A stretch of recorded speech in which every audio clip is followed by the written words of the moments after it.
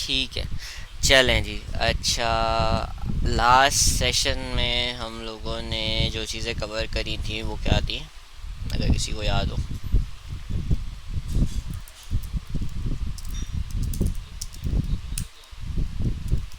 हाँ, मैं लॉगिन था, लॉगिन रजिस्टर था। सही हो गया। और हमने ओके। और ठीक है, तो अच्छा,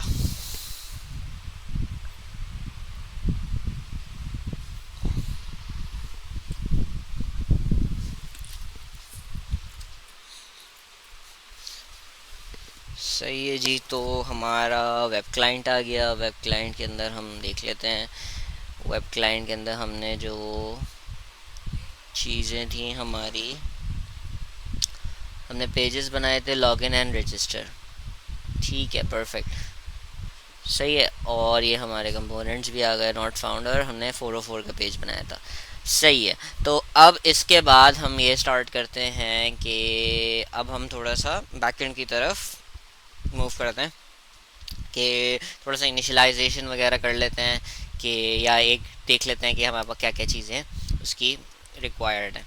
सही है। तो सबसे पहली जो चीज़ है वो ये है कि हम एक, जिस तरह हमारा पहले वर्क फ्लो था डिफ कंटेनर्स वाला, वही हम यूज़ करेंगे। तो हमारे पास जो पहली चीज़ है वो ये है कि हमारा वेब क्लाइंट है। तो हम आ जाएगा, एक एपीआई बना लेते हैं।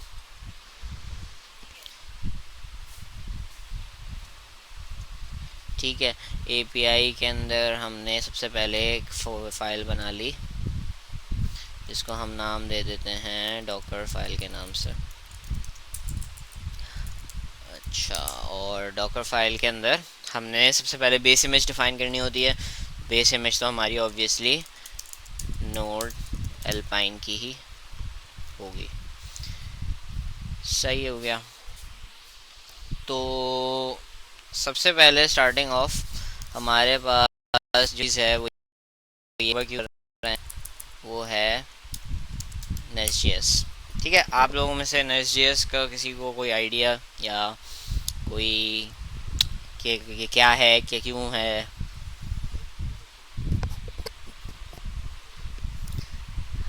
अच्छा, तो अच्छा, इसके अंदर जो मेन चीज़ है ना, कि nest G S is basically I think I can say N advanced backend framework. It's actually MVC framework. It's not just a backend framework. So it's an MVC framework like Express. कि you can basically configure it as per requirement. और वो requirement की basis के ऊपर आप basically ये कर सकते हो कि you can configure it to be used for as an API, or you can configure it to be used as an MVC. So you can serve views from it as well, and you can basically create a JSON API as well. तो that's both of those options exist. अब उसके अंदर ये चीज़ है कि what makes it different is that it's first of all by default TypeScript based. तो हमारे पास क्या ऑप्शन है कि टाइपस्क्रिप्ट के बेसिस के ऊपर हम टाइप्स यूज़ कर रहे होंगे। और इसके अंदर बहुत अच्छी सपोर्ट है टाइपस्क्रिप्ट की। और इसकी सबसे अच्छी चीज़ ये है कि the support it has with other other tools as well is amazing. अब टाइप क्या नाम है, एस के साथ साथ हमारे पास एक ओ भी आता है, जिसको हम टाइप ओ कहते हैं। Amazing ORM to say the least. I've used it in my FIP. I have used it in a project or two as well, and it's amazing. The things it does for you are great. तो हम उसके बारे में भी करेंगे जब हम entities वगैरह पे आएंगे। बट उसके अलावा ये है कि टाइपस्क्रिप्ट सपोर्ट है, सबसे बड़ी चीज़ है। तो टाइप्स मिल जाती हैं आपको, and you have the ability to write stuff in a manner कि आपको ऑब्जेक्ट ओरिएंटेड और गुड सॉफ्टवेयर डिज़ाइन की चीज़ों को आप कंसिडर करते हुए सारी चीज़ें अप्लाई करवा सकते हैं। That's a big added point in it. इसके अलावा जो चीज़ आ जाती है वो ये है कि जो नेक्स्ट जी एस है ना, it is actually somewhat similar, it was actually influenced by Angular. तो it is also called Angular on the web, Angular on the back end, sorry. तो अगर मैं सर्च करूँ ना कभी भी कि Angular on the back end किस चीज़ को कहा जाता है, तो वो टाइपस्क्रिप्ट को ही कहा जाता है essentially.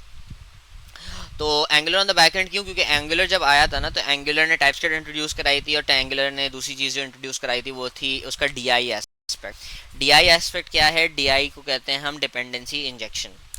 How many are you guys aware about dependency injection?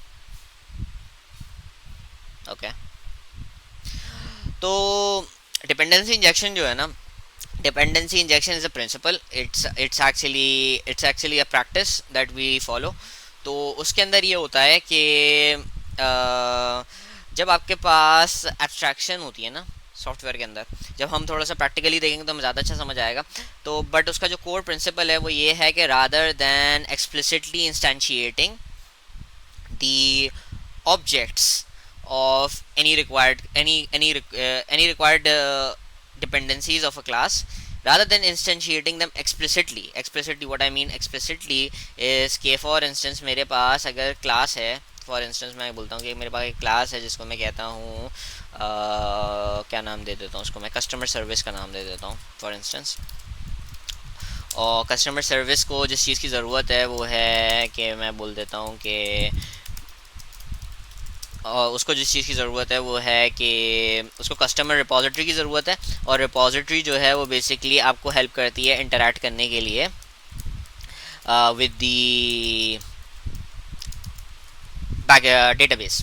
ठीक है, तो आपके पास एक जो तरीका होता है जो कि कॉमनली हम यूज़ करते हैं, एंड अज्यूमिंग कि कस्टमर रिपोजिटरी जो है ना वो हमारे पास, हम इसको ये कर लेते हैं कि this is an I customer repository which meaning it is an interface. तो हम इंटरफेस की बात करते हैं, तो हम आई कस्टमर रिपोजिटरी बना रहे हैं और हम बोल देते हैं कि इसके अंदर जो एक चीज़ है वो मेरे पास एक मेथड है फाइंड का, और एक फाइंड का है मेथड जो कि स्ट्रिंग आईडी लेता है, और मेरे पास एक मेथड है फाइंड ऑल का जो कि कुछ नहीं लेता, और एक मैं बोलता हूँ कि अभी हम बात कर लेते हैं फाइंड की। ठीक है, तो अब आपके पास इसको इंस्टेंशिएट करने के मल्टीपल तरीके होंगे, राइट? अब आप मुझे बता सकते हो कि कितने तरीके होते हैं किसी भी ऑब्जेक्ट को इंस्टेंशिएट करने के लिए, या किसी हमारी क्लासेस की जो रिक्वायरमेंट्स हैं उसको पूरा करने के कितने तरीके होते हैं? आप लोगों को आइडिया?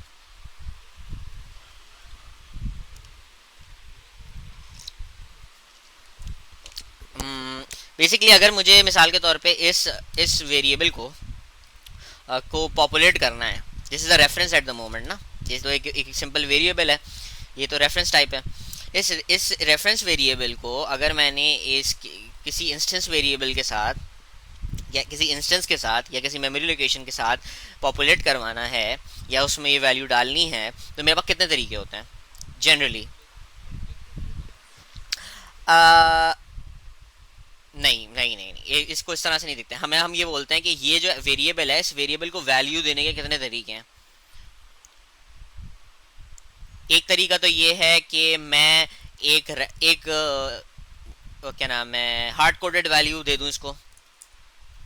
ठीक है, एक हार्ड कोडेड वैल्यू, लेकिन वो तो हार्ड कोडेड होगी।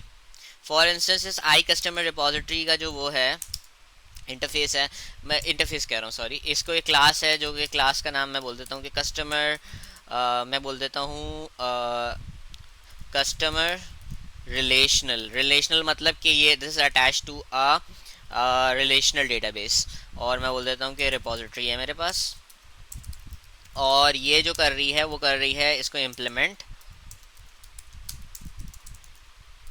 और इम्प्लीमेंट कर रही है आई कस्टमर रिपोजिटरी को। ठीक है, और ये इसने दोनों के दोनों फंक्शंस को ना यहाँ पे हमने क्या करवा दिया कि इसको इम्प्लीमेंट करवा दिया।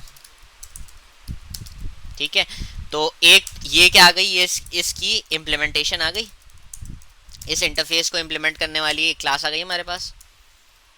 ठीक है, अब मेरे पास एक तरीका ये है कि कस्टमर रिलेशनल को एक्सप्लिसिटली यहाँ डिफाइन करवा दूँ, राइट?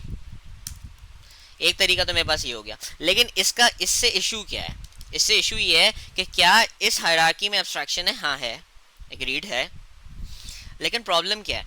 प्रॉब्लम ये है कि जब मैं कस्टमर सर्विस बनाऊंगा, I have nothing else than customer relational repository, right? But if I give you a case where I want a customer service with not a customer relational repository but a customer document repository, which is basically pointing to MongoDB for example instance. तो अगर मुझे ये वाली class चाहिए है which is valid for this variable, right, because they both have the same interface being implemented, right.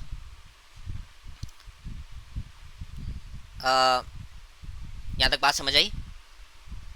ठीक है, तो क्योंकि they both are implementing the same interface, that means that this variable can hold the instances of either of these classes or either of these pure implementations or pure classes. But the issue is whenever I instantiate a customer service, I only get customer relational repository. अब एक और option मेरे पास ये है कि आई replace customer relational repository with customer document repository.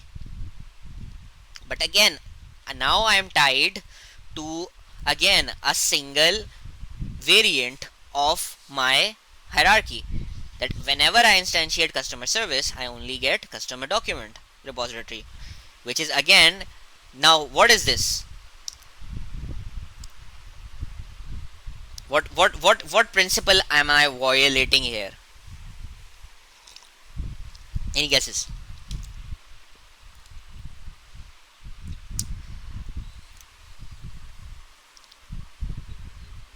Yes okay. देखें, अब इसके अंदर ये है कि अक्सर हम बात करते हैं ना कपलिंग की, तो हम कपलिंग की जब भी बात करते हैं तो हम बोलते हैं कि कपलिंग इज अबाउट कि how many dependencies we have, या आप लोगों की कपलिंग की डेफिनेशन क्या है शाहजेब और साथ, what are your definitions of coupling?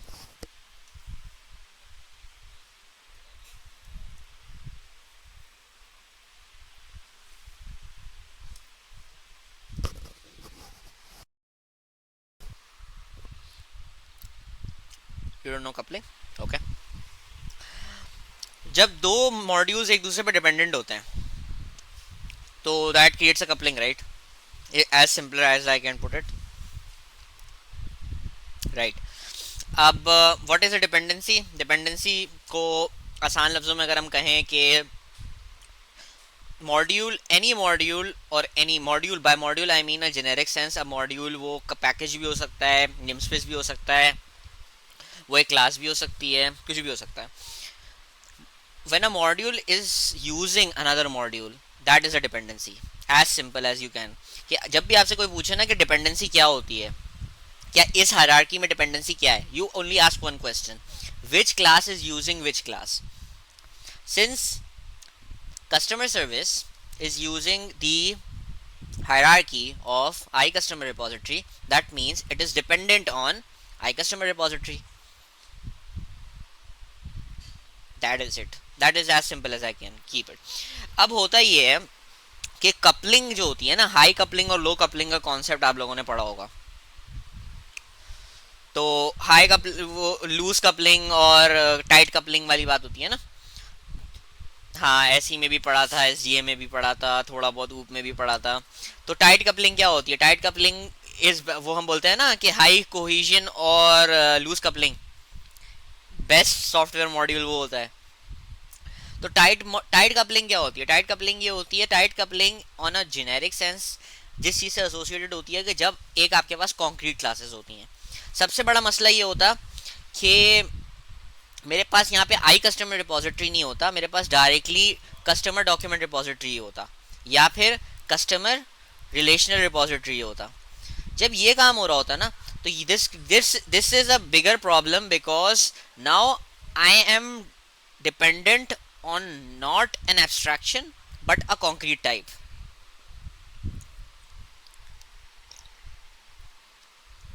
सही है. तो आपके पास इससे एक और प्रिंसिपल वायोलेट होता है जिसको हम कहते हैं, जो कि एक्चुअली प्रमोट करता है लूज कपलिंग को. वो ये करता है कि आपकी जो ये डिपेंडेंट, देखें, जो एक क्लास ने अगर दूसरी क्लास को इस्तेमाल करना है, क्योंकि एक बड़ा एक नॉनसेंसिकल कॉन्सेप्ट हमारे यहाँ पुट फॉरवर्ड किया जाता है कि आप डिपेंडेंसीज को कम करें, जितना कम कर सकते हैं कम करें. क्लासरूम में भी सुना होगा कि अगर आपने टाइट कपलिंग कम करनी है ना तो डिपेंडेंसीज कम कर लें. ऐसा सुना है कुछ? बट जब टाइट कपलिंग पढ़ी होगी या टाइट कपलिंग का थोड़ा सा एक आइडिया मिला होगा, तो टाइट कपलिंग पढ़ा तो है ना क्लास में। तो उसके अंदर यही बात होती है ना कि आपने टाइट कपलिंग को थोड़ा सा अगर आपने वो करना है, डिक्रीज करना है, तो उसका कोई मिटिगेशन मैकेनिज्म तो होगा ना। तो लोग जो बोलते हैं वो ये बोलते हैं कि आप अपनी डिपेंडेंसीज कम कर लो, but does it make sense? अगर एक क्लास को दूसरी क्लास के इंस्टेंस की जरूरत है किसी भी तरीके किसी भी काम के लिए, तो वो तो उसको जरूरत है, वो हम हटा कैसे सकते हैं? मतलब this doesn't make sense, right? तो व्हाट मेक सेंस इज कि सबसे पहला हम स्टेप लें कि rather than pointing to a concrete type we point to an abstract type. Now, how does this create loose coupling? Because now you are coupled to an abstraction and not a concrete type. अब abstraction की definition क्या होती है? Abstraction की definition होती है hiding of implementation details, right? तो hiding of implementation details का मतलब क्या होगा? मतलब ये होता है कि I don't know what is being passed to me. I don't know what is being attached to me. I am talking from a reference perspective. मुझे नहीं पता कि मुझे क्या इंस्टेंस मिल रहा है, मतलब you are hiding the implementation details. Basically this pure class is an implementation detail, right? This is an implement this is a different implementation and this is a different implementation. That is what we call implementation details. I don't know what the implementation is, but as long as it is part of the same hierarchy, I can attach it to my variable, right? I can attach that instance to my variable. ठीक है, तो this is exactly what abstraction is as well, कि आप hiding of implementation detail कैसे करते हो? अब hierarchy create करते हो. अब उस हायरार्की के साथ अगर मैं इसको आई कस्टमर रिपोजिटरी कर दूं, तो मेरे पास ये भी यूज हो सकता है और ये भी यूज हो सकता है. क्या यूज हो रहा है मुझे नहीं पता, क्या यूज हो रहा है मुझे नहीं पता, क्योंकि मेरा रेफरेंस टाइप क्या है? इंटरफेस है, और उस मुझे से उसके ही मेथड्स अवेलेबल होंगे. दोनों कैसे यूज होंगे? देखें, there both implementing the same interface ना. तो आपके पास जो प्रिंसिपल होता है पॉलीमॉर्फिज्म के अंदर, क्या चीज़ हो रही होती है? रन टाइम बाइंडिंग कैसे हो रही होती है? जब आप एक रेफरेंस टाइप एक एब्स्ट्रैक्शन का यूज़ करते हैं और इंस्टेंस टाइप आप कोई सा भी उसकी हायरार्की का यूज़ करते हैं, सब्स्टिट्यूटेबल होते हैं ना. Derived types can be put inside parent types, right? तो जब आप, since they both have the same base type, they both can be used an instance type, right? ठीक है, तो now what we have that flexibility of using whatever we want, right? अब मसला क्या आता है कि यहाँ पे हमने ये चीज तो अचीव कर ली कि we are not pointing to concrete types, क्योंकि that would create an issue कि उससे तो बहुत ही ज़्यादा टाइट कपलिंग क्रिएट हो रही है. But instead we are basically pointing an abstraction. But वो भी काम अभी अधूरा हो रहा है, क्योंकि यहाँ पे जो वेरिएबल पॉपुलेट हो रहा है वो वेरिएबल पॉपुलेट एक्सप्लिसिटली ही हो रहा है. मतलब no matter wherever and whenever I instantiate a customer service, I would still get a relational repository. मतलब मुझे फ्लेक्सिबिलिटी मिल रही है, लेकिन पार्शियली मिल रही है, राइट? तो नाउ इसका एक अलग तरीका क्या होता है कि सॉलिड के अंदर बेसिकली जो फिफ्थ प्रिंसिपल है, डिपेंडेंसी इन्वर्जन प्रिंसिपल, तो उसकी ही एक एक्सटेंशन है जिसको हम कहते हैं डिपेंडेंसी इंजेक्शन. अच्छा, एक चीज का फर्क ये याद रखना है कि प्रिंसिपल और पैटर्न में बहुत फर्क होता है. ठीक है, प्रिंसिपल एक चीज स्टेटेड होती है कि this is what should be done. Pattern basically endorses a way to do it. ठीक है, तो आपके पास अगर मैं सॉलिड के डिपेंडेंसी इन्वर्जन प्रिंसिपल की बात करूंगा ना,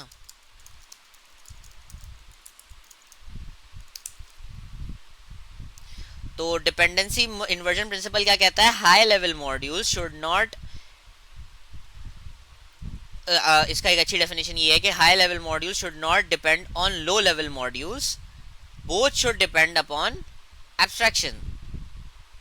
ये आप डेफिनेशन देख रहे हैं, high level module should not depend on low level module, both should depend on abstraction. अब आप सोच रहे होगे कि what is high level module Hasan भाई, what is low level module?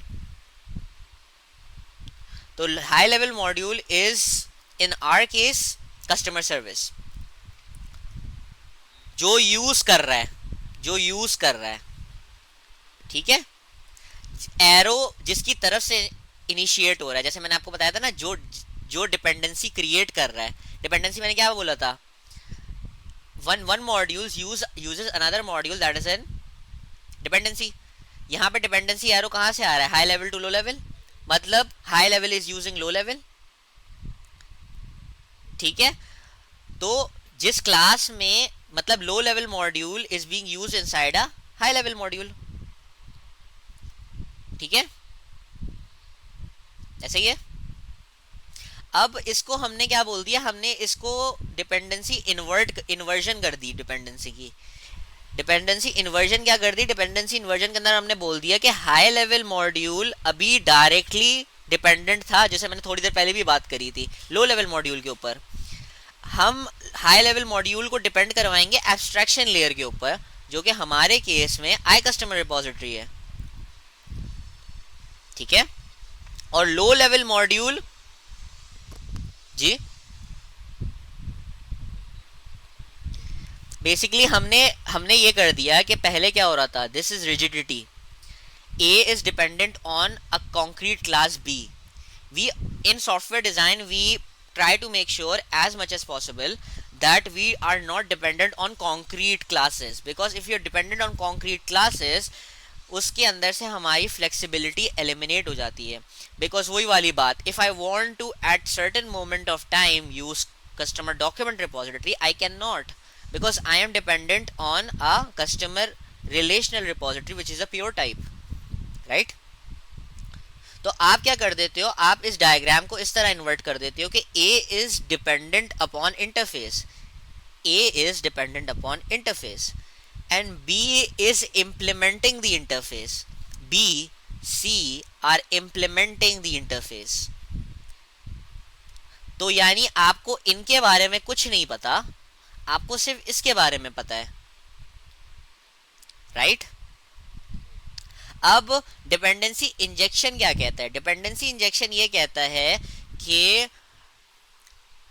Explicitly objects instantiate नहीं होने चाहिए, इसके बजाय हमें क्या करना चाहिए, हमें जो भी हमारी डिपेंडेंसीज हैं वो पास करनी चाहिए एक्सटर्नली, ठीक है। तो जैसे मैंने पहले बात करी थी ना कि अगर आपको किसी चीज की वैल्यू चाहिए हो तो वो आप किस तरह कितने तरीकों से प्रोवाइड कर सकते हैं, एक एक्सप्लिसिटली प्रोवाइड कर सकते हैं, राइट, एक बाहर से प्रोवाइड कर सकते हैं मतलब एज एन आर्ग्यूमेंट, और तीसरा तरीका ये हो सकता है कि किसी फंक्शन कॉल से मंगा सकते हैं, ऐसा ही है। तो डिपेंडेंसी फुलफिलमेंट के तीन ही तरीके हैं, इसके अलावा कोई तरीका नहीं है, एटलीस्ट मुझे तो नहीं पता, ठीक है। अब अगर डिपेंडेंसी इंजेक्शन क्या बोलता है कि ये एक्सप्लिसिटली डिपेंडेंसी फुलफिलमेंट करने के बजाय आप ये कर दो कि आप इसको यहां से हटा दो, आप यहां कंस्ट्रक्टर में लिखो आई कस्टमर रिपोजिटरी और repository, repository is equals to repository. Now the dependency is being fulfilled externally, मतलब अब इससे क्या फायदा होगा, anything that complements I customer repository can be passed as an argument, right?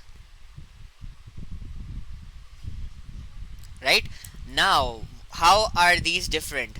तो जो मैंने बात बोली थी ना कि whenever I instantiate a customer service I will only get either of customer document repository or customer relational repository depending upon what kind of explicit instantiation I have defined, right? Right?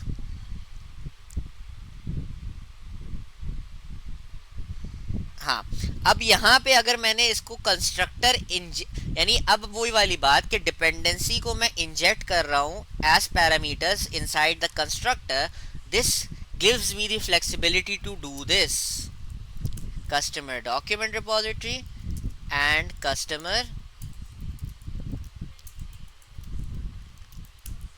you see what happened.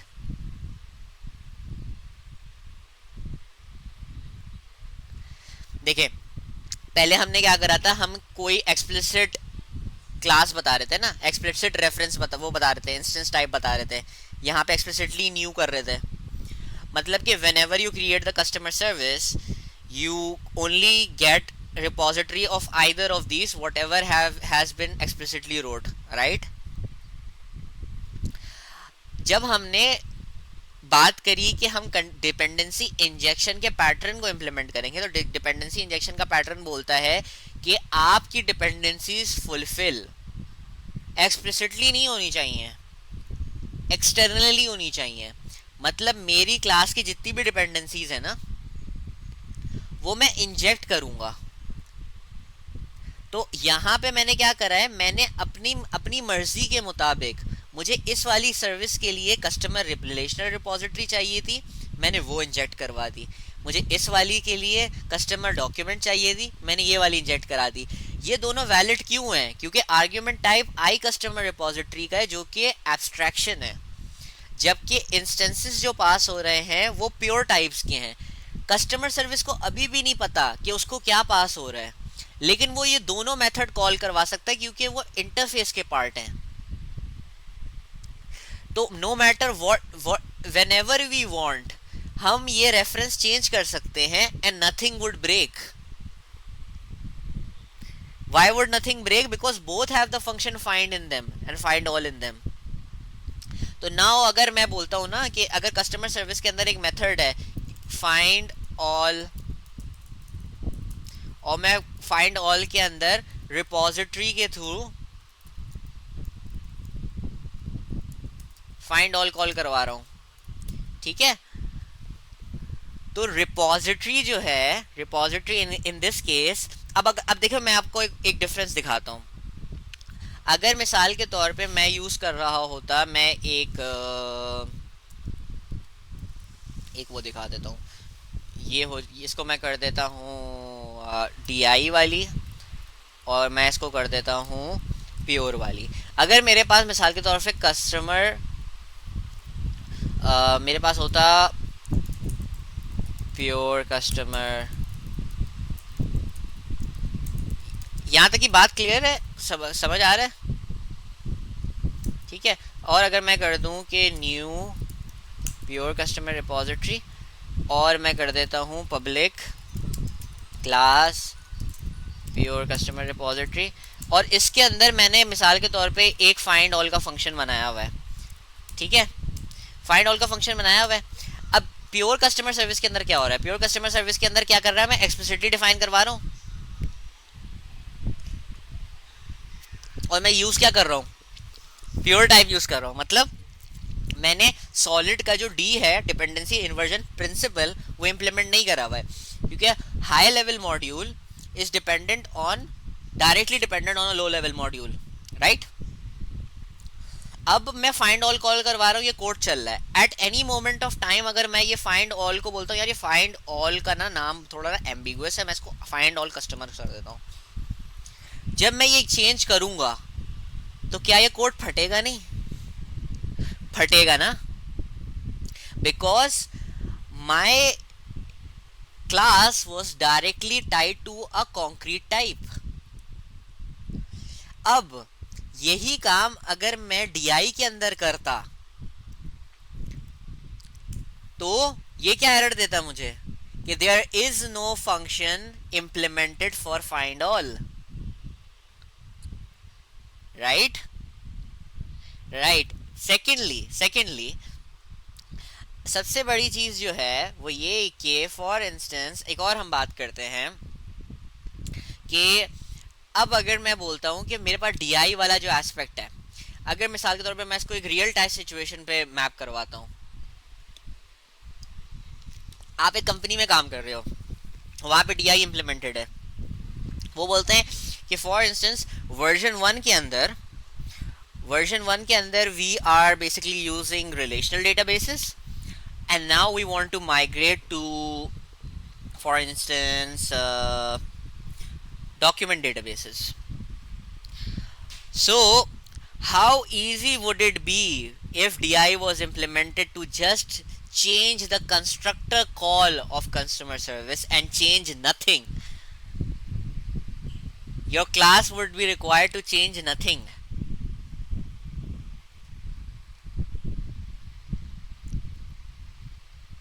समझ आया नहीं आया? नहीं नहीं, सी मैं pure object oriented की बात कर रहा हूँ, not I am not talking language specific, वो तो उसने ऑटो डिटेक्ट कर लिया है। बट मैं एक पर्सपेक्टिव आपको देना चाह रहा हूँ कि डीआई आपको बेनिफिट क्या दे रहा है। अगर आप अपनी डिपेंडेंसीज को एक्सटर्नली फुलफिल करेंगे ना, you can pass any thing that is part of that.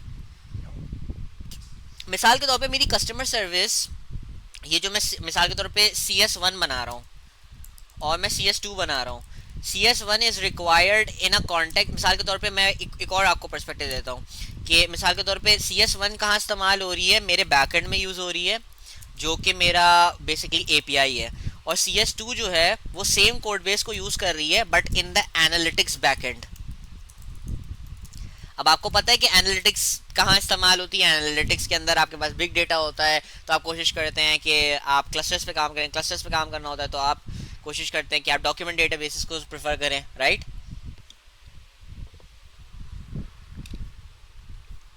अब आप एनालिटिक्स बैकएंड के लिए कस्टमर सर्विस इंस्टेंशिएट करा सकते हैं अपनी मर्जी के मुताबिक डॉक्यूमेंट रिपोजिटरी पास करवा के। You get the gist of it, matlab. Again, I cannot convey it in 10-15 minutes the complete idea of it, but the gist of it is that when you're fulfilling dependencies externally, you have that flexibility to pass whatever the hell you want. Flexibility है ना, again rigidity is bad software design में क्या होता है, सबसे पहला point होता है rigidity. When your software design is bad, it means it is rigid. Rigid क्या है, this is rigidity. If I change anything, I have to change everything. Good software design, flexible software designs allows you to, as long as I am fulfilling that contract. What contract?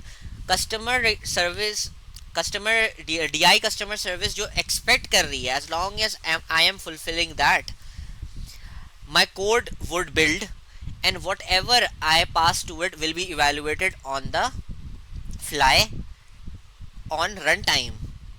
ये जो type मैं पास करवा रहा हूँ ये run time पे evaluate हो रही होगी। But since both of these belong to the same hierarchy, it compiles. Get it? सही है। तो आप थोड़ा सा सॉलिड वगैरह को पढ़ोगे, थोड़ा सा ऑब्जेक्ट ओरिएंटेड को आइडिया लोगे, तो now you would get it कि असल में ये फ़ायदा हमें देता क्या है। तो this is why I took so long to explain this was because कि this is the architecture of Nest and Spring Boot as well, one of the most popular frameworks in at the moment.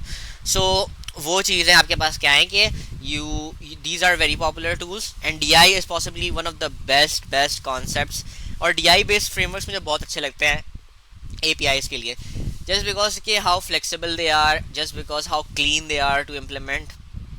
So make sure कि आप लोग इस चीज़ को explore करें कि DI के frameworks क्या हैं, क्या काम हो रहा होता है। ठीक है, ये वाली तो चीज़ हमने बात तो कर ली। अच्छा, सबसे पहले हम ये कर लेते हैं कि अच्छा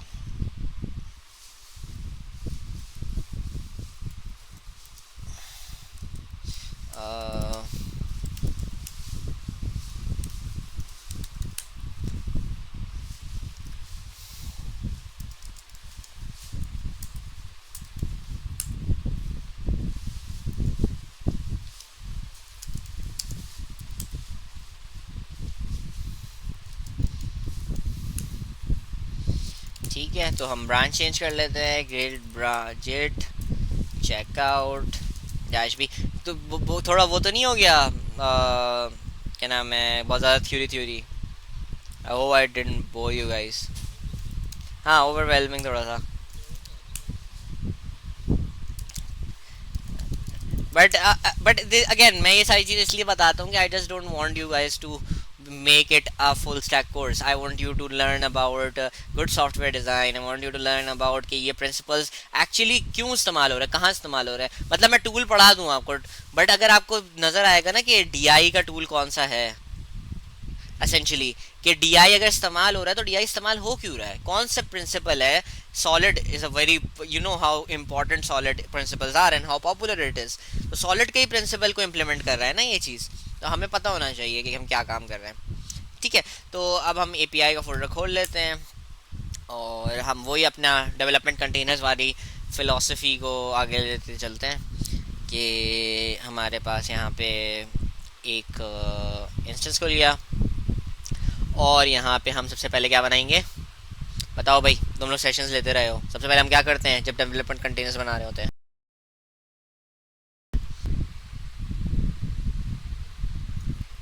कॉन्फ़िगरेशन फाइल्स बनानी पड़ती हैं, राइट। ठीक है, कॉन्फ़िगरेशन फाइल्स मैंने सेलेक्ट करी, इट विल लोड, एक्टिवेट कर एक्सटेंशंस को। ठीक है, ये आ गया from my pre defined Docker file और इसने डॉकर कंटेनर बना लिया।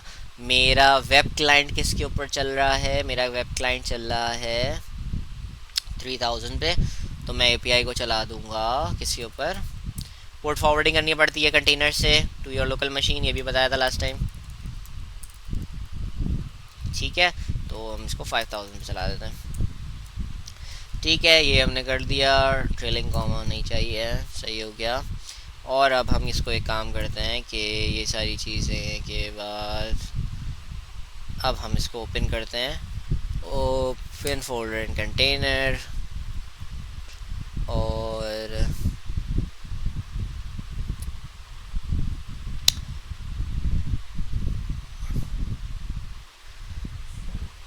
अच्छा, do you guys like development or do you just do it out of necessity?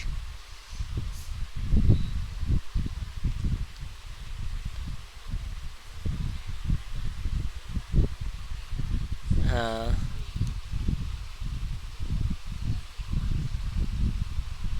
मतलब प्रॉब्लम सॉल्व, हाँ हाँ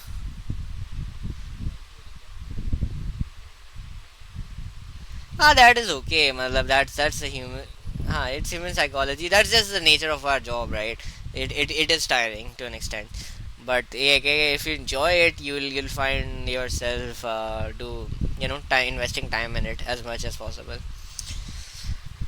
तो ये हमें एक आइसोलेटेड एनवायरनमेंट क्रिएट करके दे रहा है API का, इट्स स्टार्टिंग अप। अच्छा, आई थिंक मैंने गलती करी है सबसे पहले। हाँ, तो मैं काम करता हूँ, सबसे पहले मैं इसको रिमोट कनेक्शन बंद कर देता हूँ। मैंने गलती की है जो मैंने नहीं करनी चाहिए थी, क्योंकि मैंने अपनी सारी डिपेंडेंसीज़ को रिजॉल्व नहीं करा। तो मैं वापस से API का फ़ोल्डर खोलता हूँ और API के फ़ोल्डर के अंदर मैं डॉकर फाइल के अंदर एक और चीज़ लिखता हूँ, जिसके अंदर बेसिकली मुझे ये करना है कि I have to install the CLI for Nest.js। तो आई वुड डू, अच्छा, क्योंकि हमने वेब क्लाइंट के अंदर एक और चीज़ भी करी थी कि वेब क्लाइंट के अंदर हम लोग PNPM यूज़ कर रहे थे, तो ऑब्वियसली हम यहाँ पे भी PNPM यूज़ करेंगे for the sake of consistency. तो सबसे पहले npm i-g pnpm and npm, और ये करना होगा npm i-g @nest yes/cli। I suppose this is the command, nest.js cli, perfect। तो सेव कर देते हैं एंड इसको अब वापस अटैच करते हैं, ओपन फोल्डर एंड कंटेनर, और ये आ गया, और लेट्स स्टार्ट इट। ठीक है,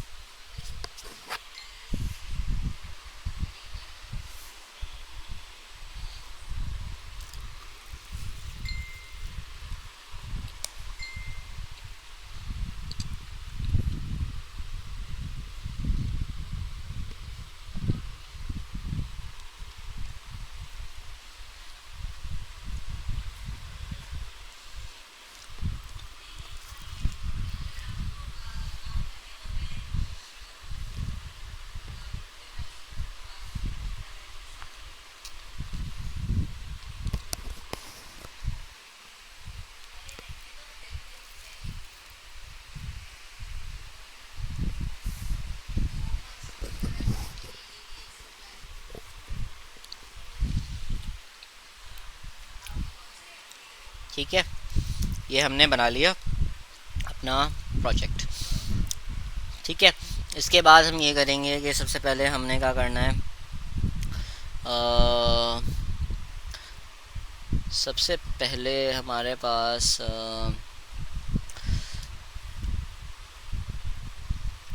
तो ये था कि मेरे ख्याल में पी एन पी एक्स से हो जाता था,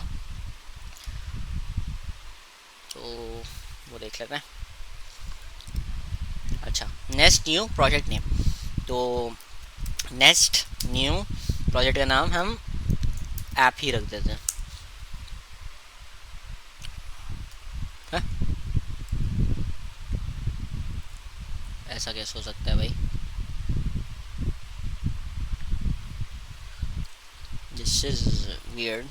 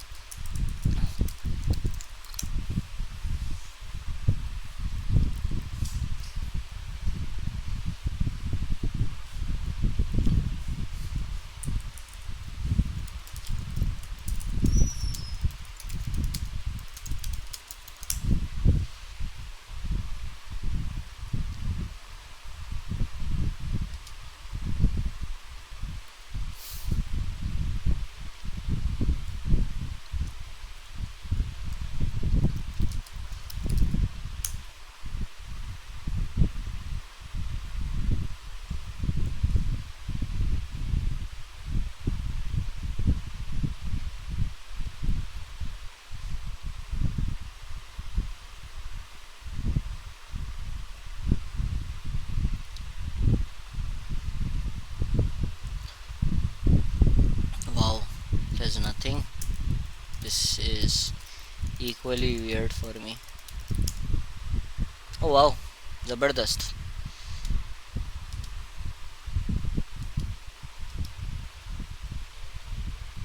yup, P N P M को भी नॉट फाउंड कैसे बोल सकता है ये, दैट।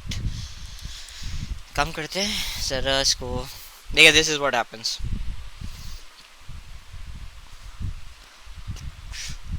ये सेव्ड है,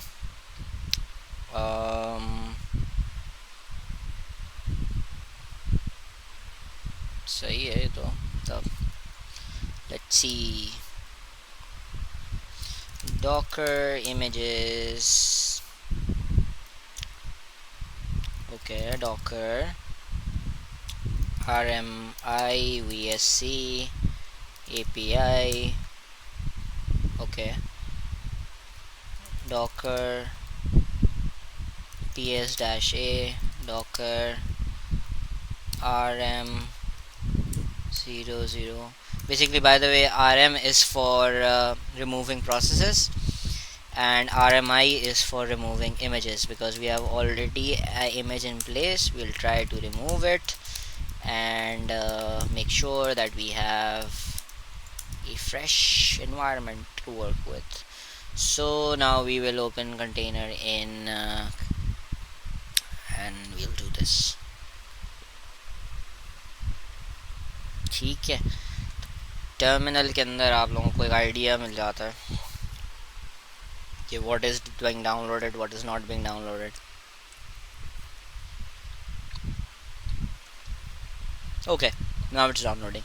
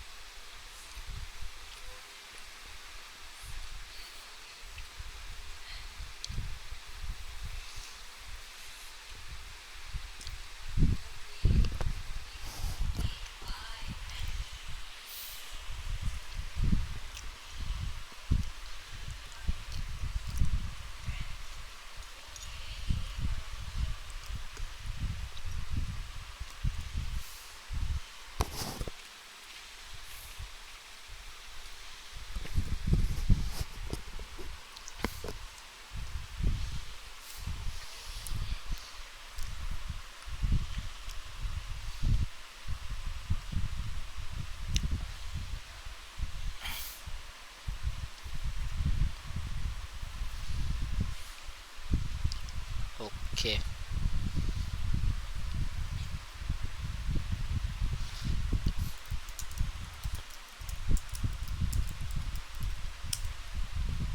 सही है। नेक्स्ट।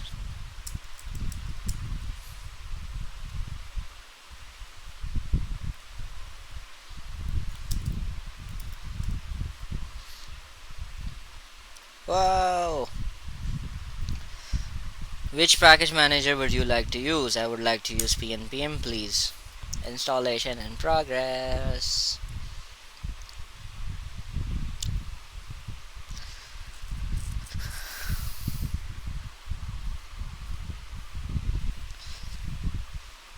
ठीक है। अच्छा, मैं थोड़े से कंपोनेंट समझा देता हूँ नेस्ट के। तो बेसिकली नेस्ट का जो आर्किटेक्चरल पैटर्न है वो तो ये है कि ऑब्वियसली डी आई बेस्ड है। उसके साथ साथ थोड़े से एक सिमेंटिकली जो चीज़ वो फॉलो करता है वो ये है कि आपके पास बेसिकली जो फ्लो है वो ये होता है कि जनरली हम जो देख रहे होते हैं कि आप लोगों ने एक्सप्रेस में फ़्लो क्या देखा है, एपीआई का फ़्लो क्या होता है।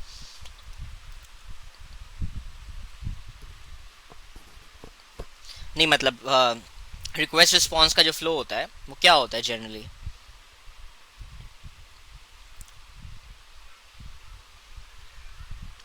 नहीं मतलब वो कौन से कंपोनेंट्स हैं जिससे ये सारी चीज़ें गुजरती हुई जाती हैं इन एन एक्सप्रेस ऐप।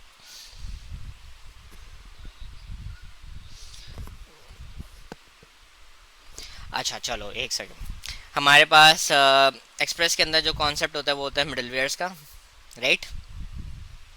तो middlewares, everything is a middleware. और होता ये है कि we have callbacks that are basically contain that hold request response objects, right. तो होता ये है कि आपका जो फ्लो होता है वो यही होता है ना कि राउट मैचिंग होती है, और राउट मैचिंग के बाद it basically maps on to a callback which we call the controller. ठीक है, ऐसा ही है ना? क्या am I saying something wrong?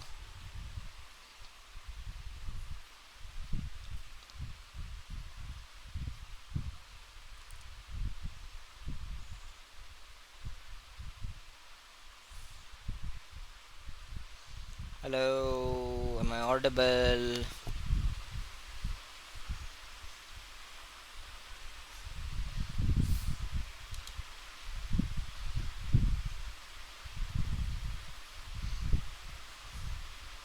Okay, ठीक है।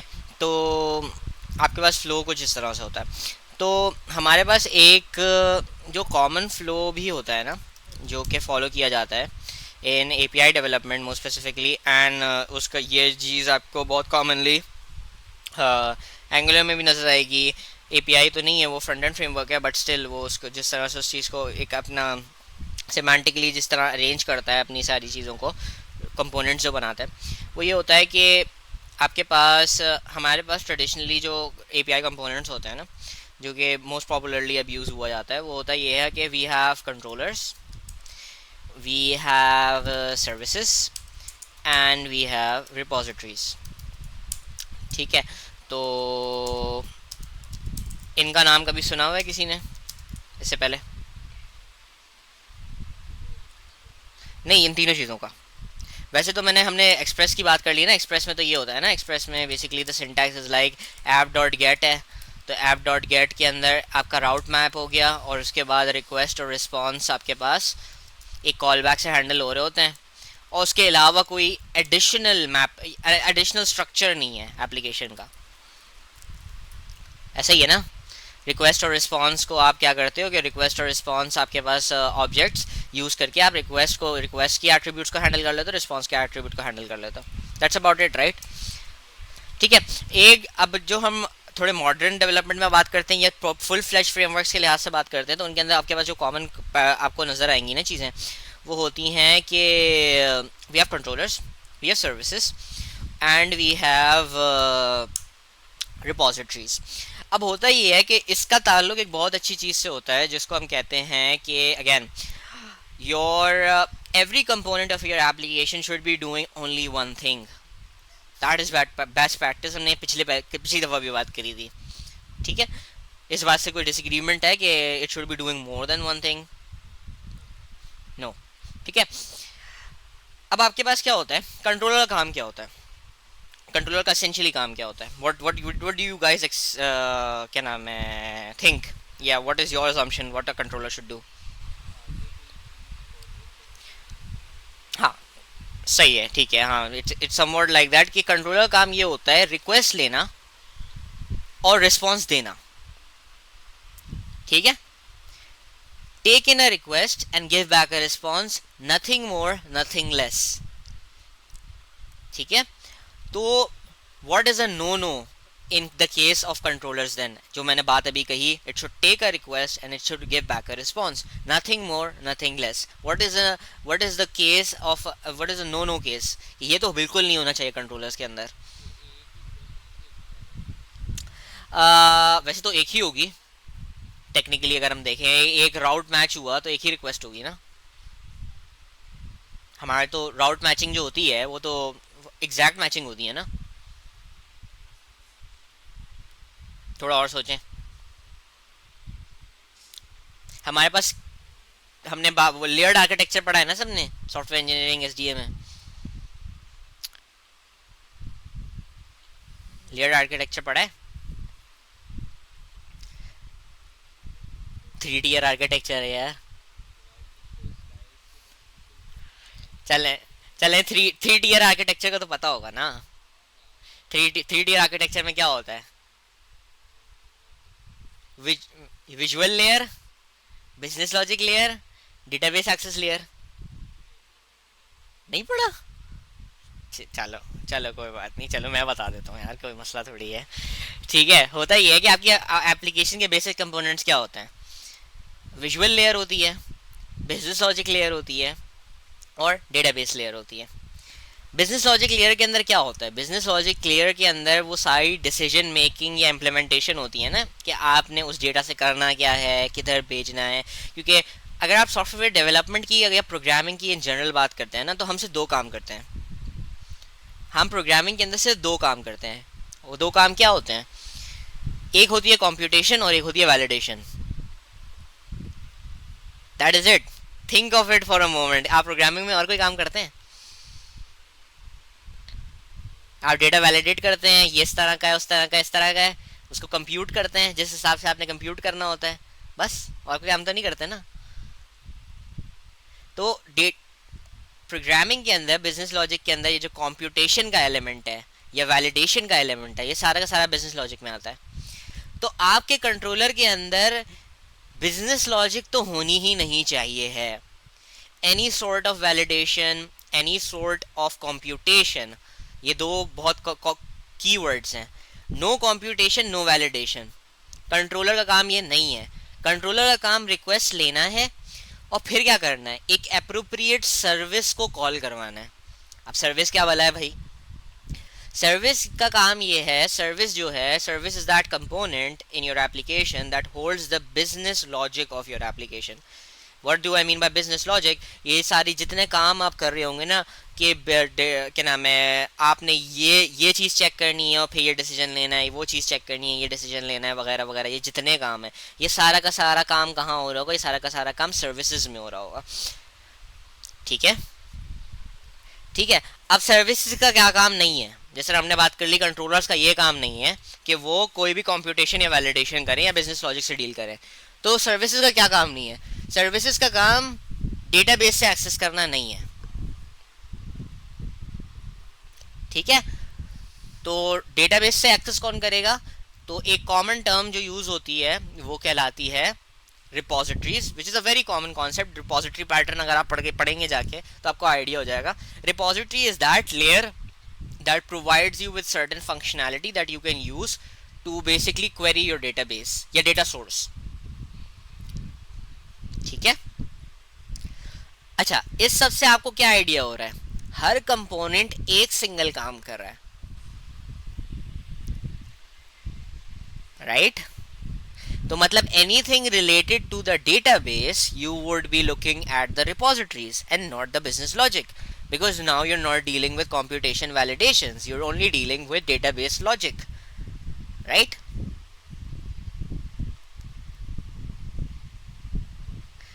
if I talk about business logic, then this is not about databases, nor it is about controllers. Business logic की एलिमेंट अगर हम बात करते हैं, तो बिजनेस लॉजिक की जितनी भी चीज़ें हैं, अगर आप वो सिर्फ सर्विसेज में डालेंगे तो now you don't have to look at the controller and you don't have to look at the repository as well.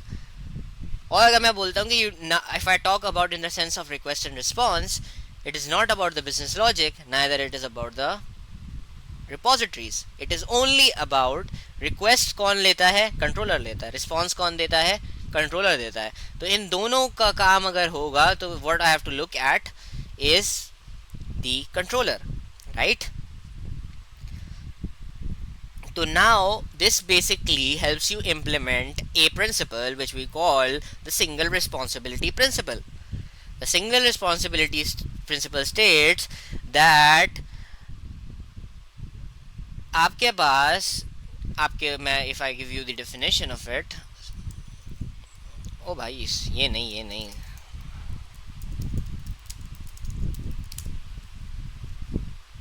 ठीक है. Like every class or module or function in a program should have only one responsibility purpose in a program.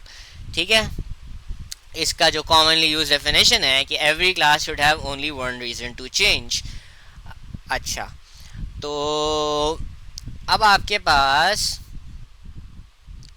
reason का मतलब क्या है? reason का मतलब यहाँ पे अगर आप, this is the principle by Uncle Bob, by the way, the legend Uncle Bob, Robert sisal Martin, जिन्होंने क्लीन कोड भी लिखी हुई है. ठीक है, तो रॉबर्ट सीसल मार्टिन के अगर आप ब्लॉग्स वगैरह पढ़ेंगे तो वो बोलते हैं कि रीज़न का मतलब यहाँ पे स्टेक होल्डर से है. स्टेक होल्डर से मतलब क्या है कि अगर आप कोई भी मॉड्यूल बना रहे हैं, कोई क्लास बना रहे हैं, उसके पास सिर्फ एक स्टेक होल्डर होना चाहिए जो कि उस क्लास को चेंज करा सके. मतलब अगर आपने इसी तरह मॉड्यूलर अप्रोच यूज़ करी हुई है कंट्रोलर सर्विस रिपोजिटरीज की, तो आपके पास अगर आपके पास डेटा, मिसाल के तौर पे डेटाबेस इंजीनियर आता है और बोलता है कि Hasan, we've migrated from MySQL to Oracle, so can you change the configurations in the services XYZ services? I'm like, okay, sure. So now I know that I only have to target the repositories and nothing else, because nothing else should be changed. जबकि अगर आपके पास एक bloated सारा काम एक जगह हो रहा होगा और मॉड्यूलर अप्रोच यूज नहीं हुई होगी, I have to change everything because everything is unified into a single place. Does it make sense?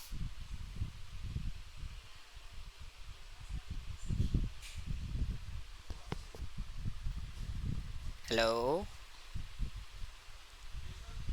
Does it make sense?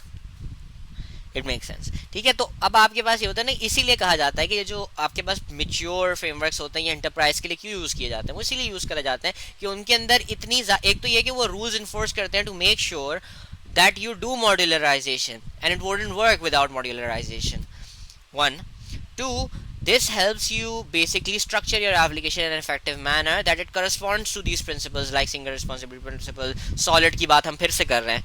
तो अगर आप इस तरह से अपनी एप्लीकेशन को ब्रेक डाउन करेंगे, this would help you implement these principles and make sure that if a requirement change comes in, you do not break everything, you only deal with a single thing. मिसाल के तौर पे Shahzeb deals with the spec team that is basically associated with dealing with controllers.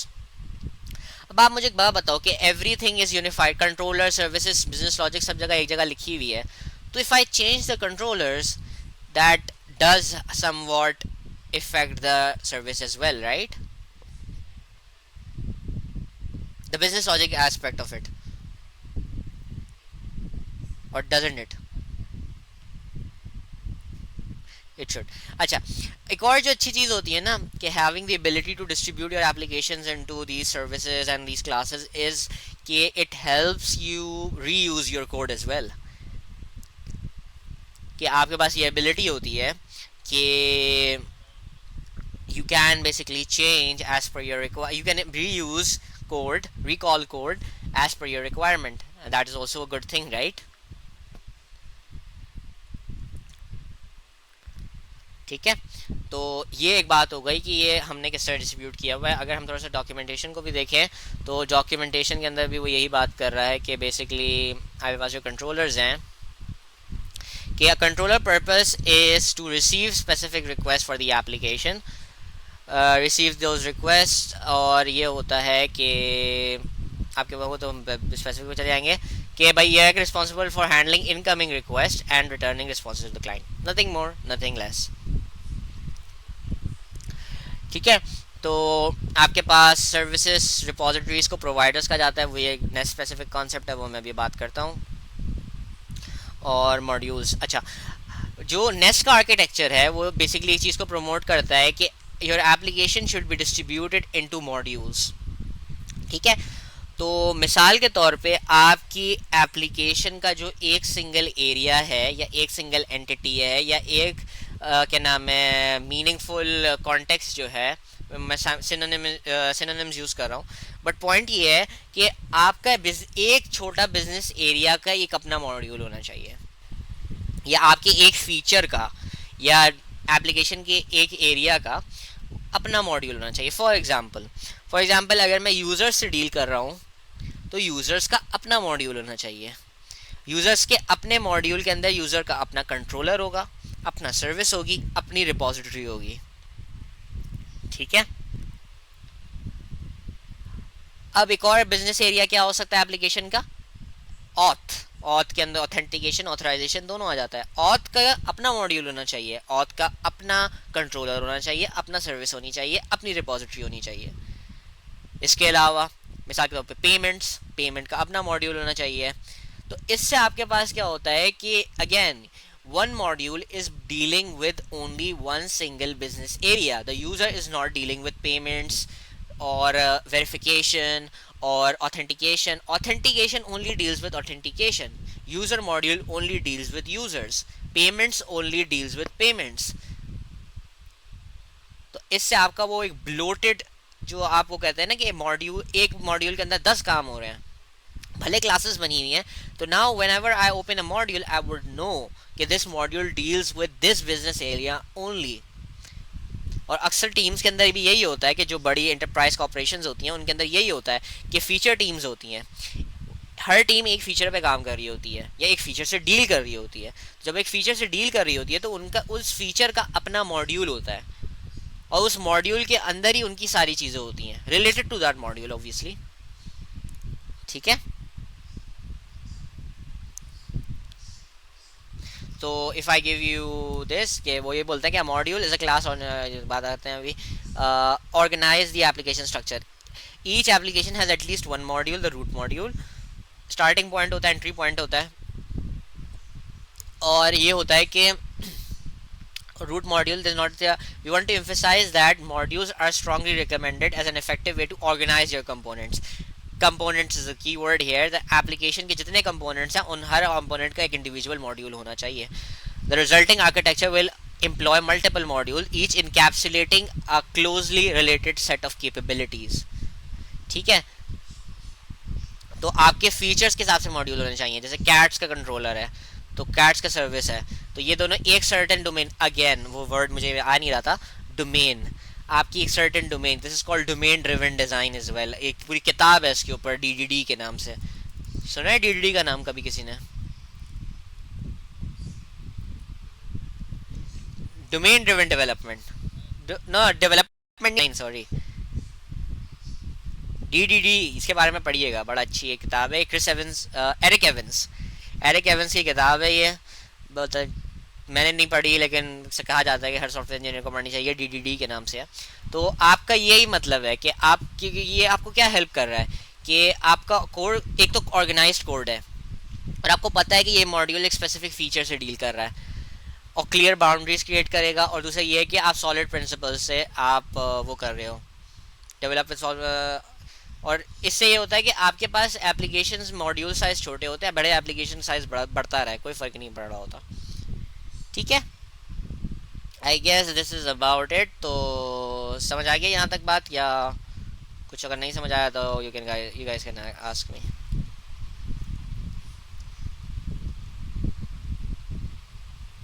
Clear?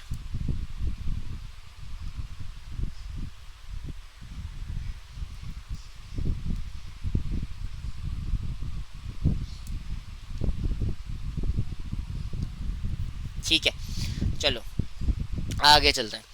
तो अब हम आ जाते हैं app के अंदर। ऐप के अंदर हमारे पास ये सारी की सारी चीज़ें आ गई हैं। मैं थोड़ा स्ट्रक्चर समझा देता हूँ। ये हमारे पास नोड मॉड्यूल्स हैं। और सोर्स के अंदर basically it contains all of our source code.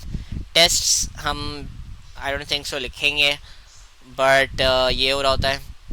अच्छा, इसके अलावा हमारे पास ये उसकी अपने मेटा डेटा फाइल्स हैं पैकेज जेसन के अंदर। उसने वो सारी की सारी चीज़ें क्रिएट करके दे दी हैं, तो मुझे पैकेज जेसन भी बनाना नहीं पड़ा था। और ये T S config is for type script. एक चीज़ मैं दिखा देता हूँ कि ये ऐप कंट्रोलर उसने एक बहुत सिंपल सा वो बनाया हुआ है। तो आपको जो फ्लो है वो मैं बता देता हूँ। होता क्या है कि किसी भी क्लास को कंट्रोलर बनाने के लिए, अच्छा, तो इसके अंदर कोई ऑब्जेक्ट्स का केस नहीं होता अगेन, क्योंकि ये डी बेस्ड है। तो ये अपना, और इसके अंदर एक और कॉन्सेप्ट होता है इन्वर्जन ऑफ कंट्रोल का। आईओसी का नाम सुना है किसी ने कभी?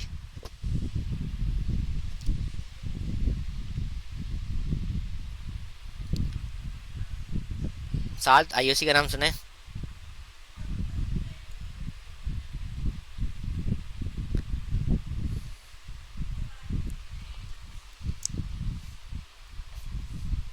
अच्छा, चलो आईओसी की बारे में बात करेंगे, बट पॉइंट ये है कि आपके पास एप्लीकेशन, जैसे मैंने बताया था ना कि मॉड्यूल्स हैं, सर्विसेज हैं, कंट्रोलर्स हैं, इस तरह से आपके पास होते हैं। अच्छा, इनमें से कौन सी फाइल है जो आपने डिलीट नहीं करनी, बाकी सब आप डिलीट कर सकते हैं? वो ये है, ये main dot T S file. अच्छा, main dot T S file के अलावा आपके पास, आपको जाहिर सी बात है कि एक सिंगल मॉड्यूल होना चाहिए और वो एंट्री पॉइंट होना चाहिए, वो आपका ऐप मॉड्यूल है। तो ये ऐप मॉड्यूल भी आप डिलीट नहीं कर सकते। ऐप सर्विस डिलीट करना चाहें कर सकते हैं, कंट्रोलर डिलीट करना चाहें कंट्रोलर कर सकते हैं, कोई उससे मसले वाली बात नहीं है। सही है। अब आपके पास जो चीज़ है ना मेन, वो है कि ऐप कंट्रोलर। जब भी आपने किसी भी क्लास को, क्योंकि अब हम आप क्या है, आपका सारा का सारा काम जो होगा वो क्लास लेवल के ऊपर होगा। आप कोई भी काम फंक्शनल अप्रोच से नहीं कर रहे होंगे, सारा का सारा काम क्लास लेवल के ऊपर हो रहा होगा। तो अगर किसी भी क्लास को कंट्रोलर बनाना है, तो वो कंट्रोलर बनाने के लिए आपको क्या करना पड़ेगा? आपको ये करना पड़ेगा कि you will annotate, these are annotations, these are also called decorators. Decorators का काम क्या होता है? डेकोरेटर्स क्या करता है कि ये decorator is basically it has a lot of code written at the back that you don't have to write, जो आपको एक्सप्रेस में लिखना पड़ता है। You just have to declare, कि आपको बताना पड़ता है कि ये क्लास एक कंट्रोलर है, और उसके अंदर फिर आप H T T P methods define करवा के इस मैचिंग के ऊपर ये फंक्शन कॉल करवा सकते हैं। तो basically it abstracts out a lot of logic that basically you one has to write in flexible frameworks। और इससे एक और फ़ायदा ये भी होता है कि ये एनोटेशंस यूज़ करके आपको पता लग जाता है कि ये क्लास क्या काम कर रही है। For instance I know this class is a controller, ठीक है, और कंट्रोलर के अंदर फिर मैंने देखा कि मेरे पास एक गेट मेथड है। सिंस मैंने इसको कोई आर्ग्यूमेंट पास नहीं करा है, मतलब ये रूट मॉड्यूल से चलाना शुरू करेगा, मतलब this maps on to slash. और स्लैश के ऊपर अगर गेट रिक्वेस्ट होगी तो मेरे पास ये गेट हेलो का फंक्शन कॉल होगा, वही वाला फ्लो कि कंट्रोलर कुछ भी नहीं कर रहा, सर्विस कॉल करवा रहा है। सर्विस क्या रिटर्न करवा रहा है? सर्विस एक स्ट्रिंग रिटर्न करवा रहा है जो हम डायरेक्टली। अच्छा, एक बड़ी अच्छी बात है उसकी नेस्ट जेएस की, और वो ये है कि नेस्ट जेएस बेसिकली आपको इवन के इन मल्टीपल केसेस आपको रिस्पॉन्स ऑब्जेक्ट भी बनाने की ज़रूरत नहीं है। जैसे आप एक्सप्रेस के अंदर करते थे ना, कि आप ये करते थे रेस्ट डॉट जेसॉन, और क्या नाम है, यहाँ पे आप बोल रहे होते थे कि स्टेटस और 200 डॉट जेसॉन और मैसेज, और ये सब कर रहे होते थे। ऐसा ही होता था ना साथ। तो ये सब आपको करना पड़ता था ना। नेस्ट की एक अच्छी बात बताऊँ क्या है? नेस्ट की एक अच्छी बात ये है कि वो बहुत सारी चीज़ें खुद करता है। तो यहाँ से मैंने क्या रिटर्न करवाया है? एक स्ट्रिंग रिटर्न कराई है ना सिंपली। कंट्रोलर से मैं क्या रिटर्न करवा रहा हूँ? सर्विस से क्या रिटर्न हो रहा है? एक स्ट्रिंग रिटर्न हो रही है, वही स्ट्रिंग मैं वापस रिटर्न कर रहा हूँ। लेकिन इसका जो रिस्पॉन्स होगा ना, वो ये नहीं होगा कि रिस्पॉन्स सिर्फ एक सिंपल स्ट्रिंग होगी, वो पूरा का पूरा ऑब्जेक्ट होगा। अजीब सी बात है ना। मैं ये चला के दिखाता हूँ, फिर आप लोगों को समझ आएगा कि ये किस तरह हो रहा है।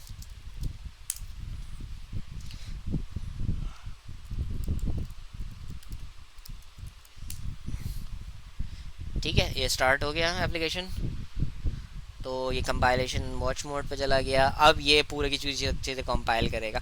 अच्छा, बड़ी अच्छी इसकी चीज़ ये है कि जो रूल्स नेस्ट जैसे डिफाइन कर दिए हैं ना, for a module to be valid, for a provider to be valid, for a controller to be valid, अगर आप वो रूल्स परफॉर्म नहीं करेंगे तो एप्लीकेशन बिल्ड ही नहीं होगी।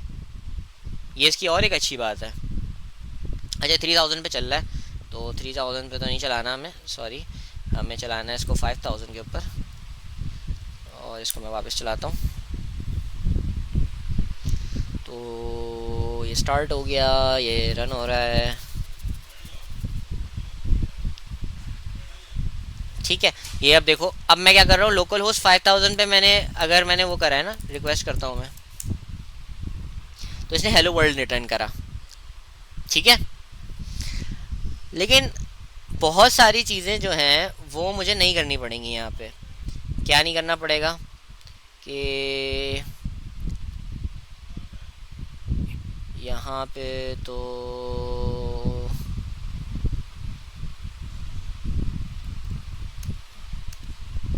अच्छा, ये यहाँ पे दिखा नहीं रहा है, बट अगर मैं मिसाल के तौर पे जे उसके अंदर तो आपको डायरेक्ट सीरियलाइजेशन करनी पड़ती है ना, किसके अंदर आपकी जो वो होता है एक्सप्रेस वगैरह के अंदर। यहाँ पे आपको वो काम नहीं करना पड़ेगा। क्यों नहीं करना पड़ेगा? जैसे मिसाल के तौर पे मैं यहाँ पे ये करता हूँ कि ये गेट रिक्वेस्ट है ना, मैं बोलता हूँ कि ये है मैसेज, और ठीक है,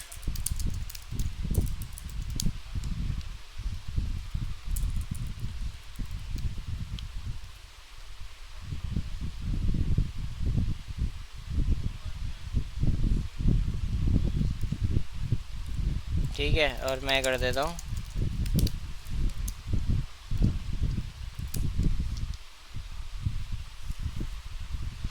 ठीक है।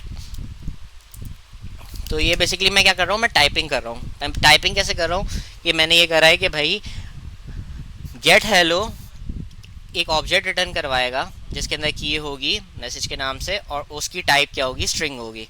तो मैंने मैसेज रिटर्न करवा दिया। अब अगर मैं इसको यहाँ पे चलाऊँ,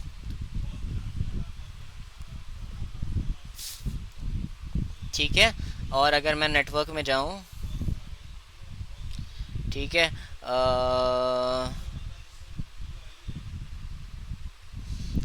अच्छा, मैं एक चीज़ कर दे दिखा देता हूँ कि ये तो मुझे ज़्यादा थोड़ा इफेक्टिवली नहीं दिखाएगा। मैं पोस्टमैन में आप लोगों को दिखा देता हूँ। पोस्टमैन यूज़ किया किसी ने सबसे पहले?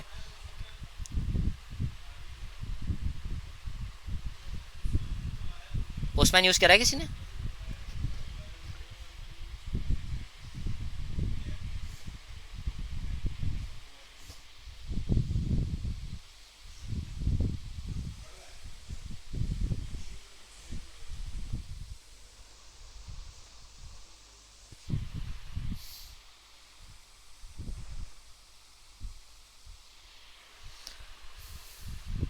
बेसिकली पोस्टमैन जो है ना, postman is a basically API testing tool. तो ये बड़ा, इसके अंदर बहुत सारे आपके पास फंक्शनैलिटी प्रोवाइडेड होते हैं कि जब आप एपीआई को टेस्ट करना चाह रहे होते हैं ना, तो अक्सर ये होता है कि जब आप आइसोलेटेड एपीआई डेवलपमेंट कर रहे होते हैं, 5P वगैरह के लिए आपको काम आएगा ये। मेरे पास देखें आप कितने सारे टैब्स खुले हुए हैं। तो जब आपके पास होता ये है कि जब आप आइसोलेटेड डेवलपमेंट कर रहे होते हैं ना बैक एंड और फ्रंट एंड की, तो ये ब्राउज़र से आपकी जो वैलिडेशन होती है या टेस्टिंग होती है ना, ये थोड़ी इफेक्टिव नहीं होती। तो इसका बेहतर हल ये होता है कि आप एपीआई टेस्टिंग टूल वगैरह यूज़ कर लें। मेरे ख्याल में पोस्ट वुमेन के नाम से भी एक पोस्ट है, क्या नाम है, टूल है। तो अब मैं करूँगा कि मैंने किस पे क्लिक करा, गेट रिक्वेस्ट मैंने करनी है। गेट रिक्वेस्ट मैंने किस पे करनी है, HTTP लोकल होस्ट 5000 पे करनी है। और मैं जब इसको रिक्वेस्ट करता हूँ तो ये रिक्वेस्ट में मुझे रिस्पॉन्स रिटर्न कर रहा है। अब आप देख रहे हो मैंने कहीं पे भी कोड में स्टेटस सेट करा और इसने पूरा का पूरा ऑब्जेक्ट खुद ही सीरियलाइज कर दिया। मैंने तो सिर्फ ऑब्जेक्ट रिटर्न करवाया था। मुझे जो चीज़ रिटर्न करवानी थी मैंने सिर्फ वो रिटर्न करवाई, बाकी सारा काम इसने खुद कर लिया। देखा आपने? अच्छा, एक बड़ी ज़बरदस्त चीज़ ये है कि अगर मैं यहाँ पे पोस्ट कर देता हूँ ना, और मैं इसको इंक्लूड करा लेता हूँ, हो गया। अब अगर मैं इसको मिसाल के तौर पे आपको दिखाऊं चला के, ये मैं चलाऊं ना, अच्छा गेट स्लैश ऑटोमेटिक 404, ये सारे काम आपको एक्सप्रेस में खुद करने पड़ते थे। ये खुद मैच कर रहा है कि कौन सा राउट अवेलेबल है, कौन सा राउट अवेलेबल नहीं है। ठीक है। अच्छा, अब अगर मैं इसको पोस्ट कर देता हूँ, ऑटोमेटिकली 201 कर दिया इसने। मैंने सिर्फ ऊपर का सिर्फ डेकोरेटर चेंज करा है बताने के लिए, मेटा डेटा सेट करने के लिए कि ये वाला मेथड क्या करता है, बाकी काम ये खुद कर रहा है। सही है, समझ आया? तो ये फायदा होता है, ये जो पावरफुल टूल्स है ना, ये बहुत सारी चीज़ें एब्स्ट्रैक्ट आउट कर देते हैं। लर्निंग के लिए ये चीज़ अच्छी नहीं है मेरी नज़र में, बट अगर आपको इन फंडामेंटल्स का पता है तो ये आपके लिए बहुत अच्छा साबित हो सकती है। ठीक है। एक और चीज़ मैं आपको दिखा देता हूँ कि आपके पास एक और चीज़ होती है कि फॉर इंस्टेंस अगर मैं करूँ कि इसके अंदर एक बड़ी ज़बरदस्त चीज़ होती है कि यहाँ पर जैसा इसको मैं स्ट्रिंग ही कर देता हूँ और मैं ये कर देता हूँ कि गेट आईडी नाम रख देता हूँ इसका। अच्छा, यहाँ पे आप अपने सारे एक्सेस मॉडिफायर वगैरह सब कुछ सेट करवा सकते हैं। तो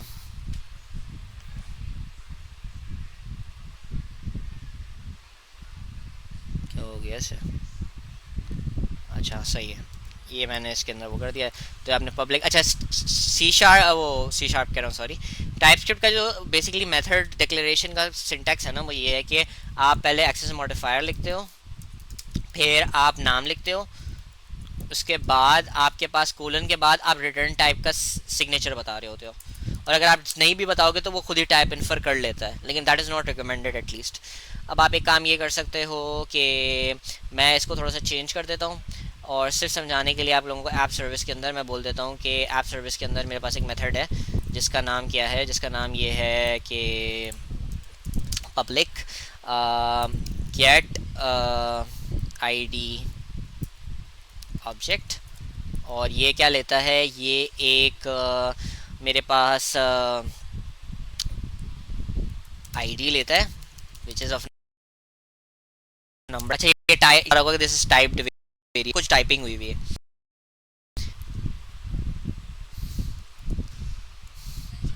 और मैं यहाँ से जो चीज़ रिटर्न करता हूँ वो ये है कि I am returning an ID that is of number. अच्छा, ये आपको इसी तरीके से एरर्स देता रहेगा कि a function type is declared neither void or any must return a value. Why is it in returning a value? And you see this, ये फट गया, बिल्ड नहीं हो रहा कोड। जावास्क्रिप्ट के अंदर ये चीज़ नहीं होती। ठीक है, सही है।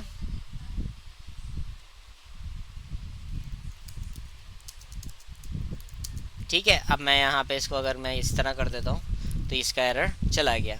अब ये बोल रहा है कि भाई गेट हेलो नाम का तो कोई फंक्शन ही नहीं है। ठीक है, मैंने इसको सेव कर दिया तो ये चला गया। अब मैं बोलता हूँ कि आप क्या कर दो, this dot app service dot gate ID object, मुझे आईडी पास करवानी है। तो आपके पास एक और वेरिएंट होता है कि आप बेसिकली क्या कर लेते हो, आप कंट्रोलर का काम क्या होता है, कंट्रोलर का काम ये होता है कि आप बेसिकली उसको कंट्रोलर तो आपने डिफाइन कर दिया कि this class is basically a controller type, controller annotated है, तो बेसिकली इसके जितने मेथड्स होंगे कंट्रोलर के उसमें यूज़ होंगे। साथ साथ आप क्या कर सकते हो, आप कंट्रोलर को एक आर्ग्यूमेंट भी दे सकते हो विच इज़ बेसिकली, अच्छा आपको बेसिकली यहाँ पे आप अपना पाथ बता सकते हो, जो पाथ मैच करवाना है आपने, जैसे आप ऐप डॉट गेट में कर रहे होते हो। यहाँ पे फ़ायदा क्या है कंट्रोलर का, कंट्रोलर एक पेरेंट पाथ या बेस पाथ बना देता है, और वो उसके नीचे जितने भी मेथड्स हैं ना वो उसको करस्पॉन्ड कर रहे होते हैं। तो फॉर एग्जांपल मैंने यहाँ पे अगर लिख दिया है आईडी, ठीक है, तो ऑटोमेटिकली ये जो गेट रिक्वेस्ट है ना, और अगर मैं इसको कोई आर्गुमेंट नहीं देता तो दिस बेसिकली मीन्स कि दिस इज स्लैश आईडी। ठीक है, सही है। अब अगर मैं इसको कर देता हूँ आईडी के बाद इसको मैं एक आर्ग्यूमेंट देता हूँ कोलन आईडी, तो व्हाट डज दैट मीन,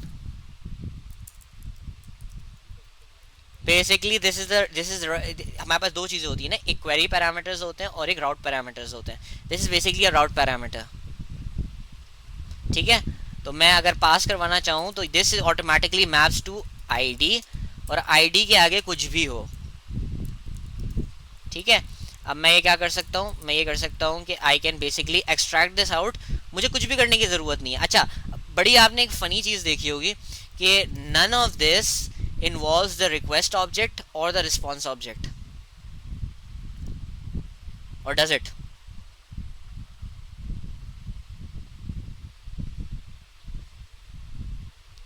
नहीं कर रहा ना। उसका मतलब, उसकी वजह ये है कि this is also a very recommended way of doing it in nest के you should only use request and response objects where it is absolutely necessary, वरना कोशिश करनी चाहिए कि नहीं यूज़ करें। recommended practice नहीं है। नेस्ट बोलता है मैं खुद हैंडल कर लूँगा, बट आप प्लीज़ आप मत करो हैंडल। ठीक है, तो अब मैं यहाँ पे गेट आईडी के अंदर आपको एक वो दे सकता हूँ जो कि है परैम। परैम का डेकोरेटर क्या करता है, मुझे पैरामीटर एक्सट्रैक्ट करके देता है। तो मैं इसको अगर बोलूँगा ना कि मुझे आईडी का पैरामीटर चाहिए, तो इसके आगे मैं इसको नाम दे सकता हूँ कि मुझे आईडी चाहिए, जो कि बेसिकली एक नंबर होगी, और मैं यहाँ पे इसको आईडी पास करवा सकता हूँ। ठीक है, क्या क्या समझ आया इससे? मैंने ये डिफाइन करा था ना कि इस राउट के ऊपर, ये वाला राउट मैंने डिफाइन करा है ना बेसिकली।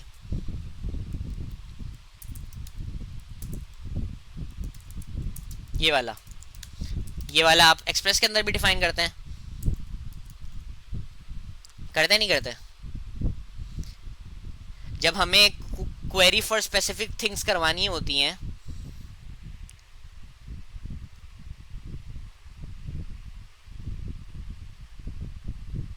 हेलो,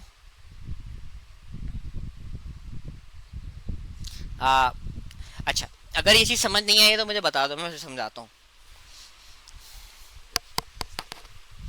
होता ये है कि आपके पास देखो मल्टीपल तरीके होते हैं ना। एपीआई डेवलपमेंट जब हम कर रहे होते हैं ना, तो हम राउट्स डिफाइन कर रहे होते हैं। शायद समझ नहीं आ रहा तो आप पूछ लो। नेक्स्ट में टाइपस्क्रिप्ट ही यूज होती है। जी जी जी जी, टाइपस्क्रिप्ट ही यूज होती है। जावास्क्रिप्ट सपोर्ट होगी, मैंने यूज़ नहीं करा, होगी सपोर्ट पॉसिबली, मेरा नहीं ख्याल है वैसे, बट ओके ठीक है। अच्छा, अब आप जब राउट डिफाइन कर रहे होते हैं ना, तो हर राउट एक मीनिंग रख रहा होता है। तो होता ये है कि अगर हम सिमेंटिकली बात करें, जो डॉक्यूमेंटेड है वो ये है कि फॉर इंस्टेंस, मिसाल के तौर पे मैं लिखता हूँ ना कि अगर मैं गेट रिक्वेस्ट लिख रहा हूँ फॉर स्लैश, और मैं लिख रहा हूँ स्लैश आईडी फॉर एग्जांपल, तो इसका मतलब ये है get me the all IDs. ठीक है, अगर मैं लिख रहा हूँ get ID with the provided route parameter, तो इसका मतलब ये है गेट ऑल आईडीज। इसका मतलब ये है गेट स्पेसिफिक प्रोवाइडेड आईडी। ठीक है, अच्छा, इसके अलावा भी चीज़ें होती हैं कि आपके पास क्वेरी पैरामीटर्स का कॉम्बिनेशन भी होता है। जैसे हम ये करते हैं कि for example get IDs all IDs, और उसमें फिर ये होता है कि हम बोल देते हैं कि F name equals to Hasan for example. तो मुझे फिर ये होता है get specific IDs where F name equals to Hasan. तो ये मल्टीपल कॉम्बिनेशंस हैं राउट्स को लिखने के। ठीक है, अब मैं यहाँ पे बोल रहा हूँ कि मैं एक चीज़ बोल रहा हूँ कि भाई मुझे एक मैं सिंपल गेट लगा रहा हूँ फॉर एग्जांपल, और मैं बोलता हूँ पब्लिक गेट ऑल आईडीज, और मैं बोलता हूँ मुझे कुछ भी नहीं चाहिए, और मैं इस केस के अंदर जो रिटर्न करवाता हूँ वो मैं रिटर्न करवाता हूँ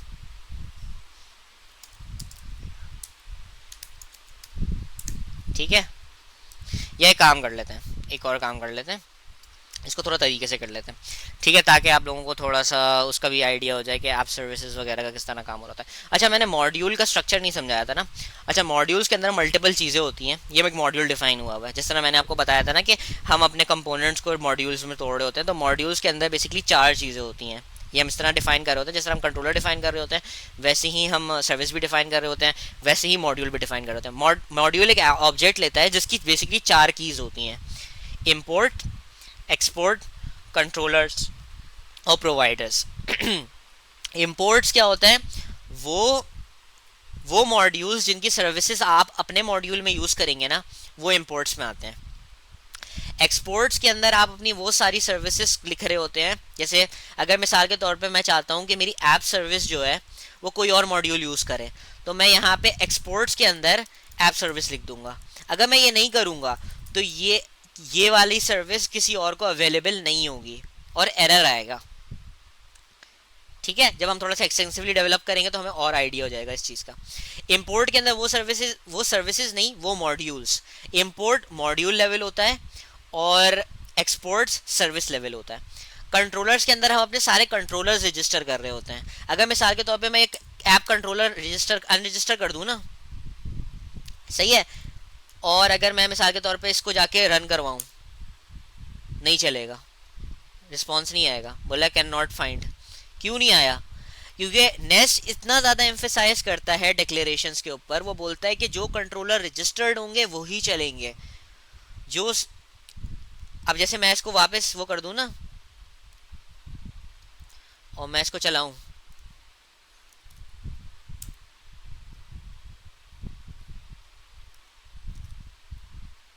सॉरी,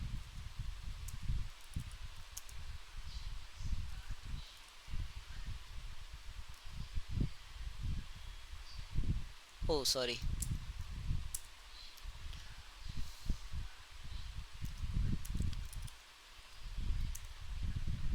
ठीक है, समझ आया?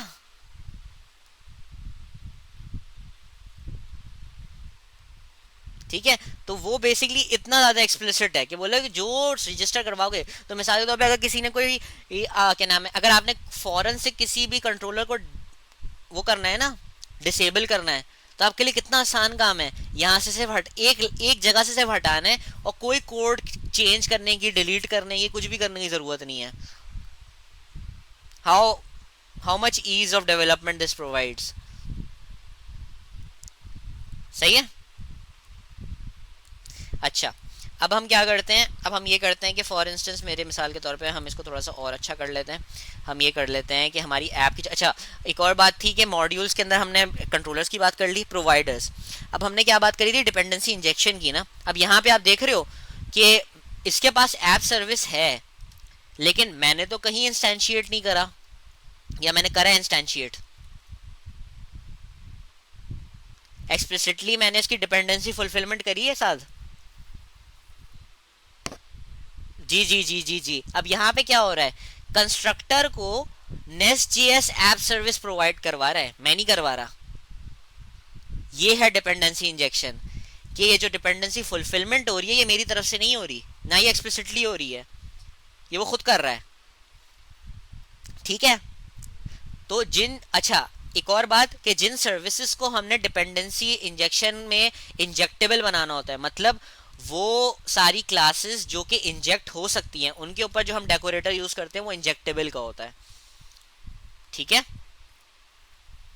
अगर मैं ये हटा दूं, ठीक है, ये हो गया, और मैं इसको चलाऊं,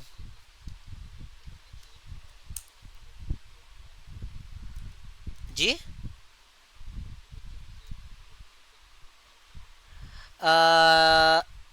मैं समझा नहीं तुम्हारी बात साथ। इंजेक्टेबल, हाँ।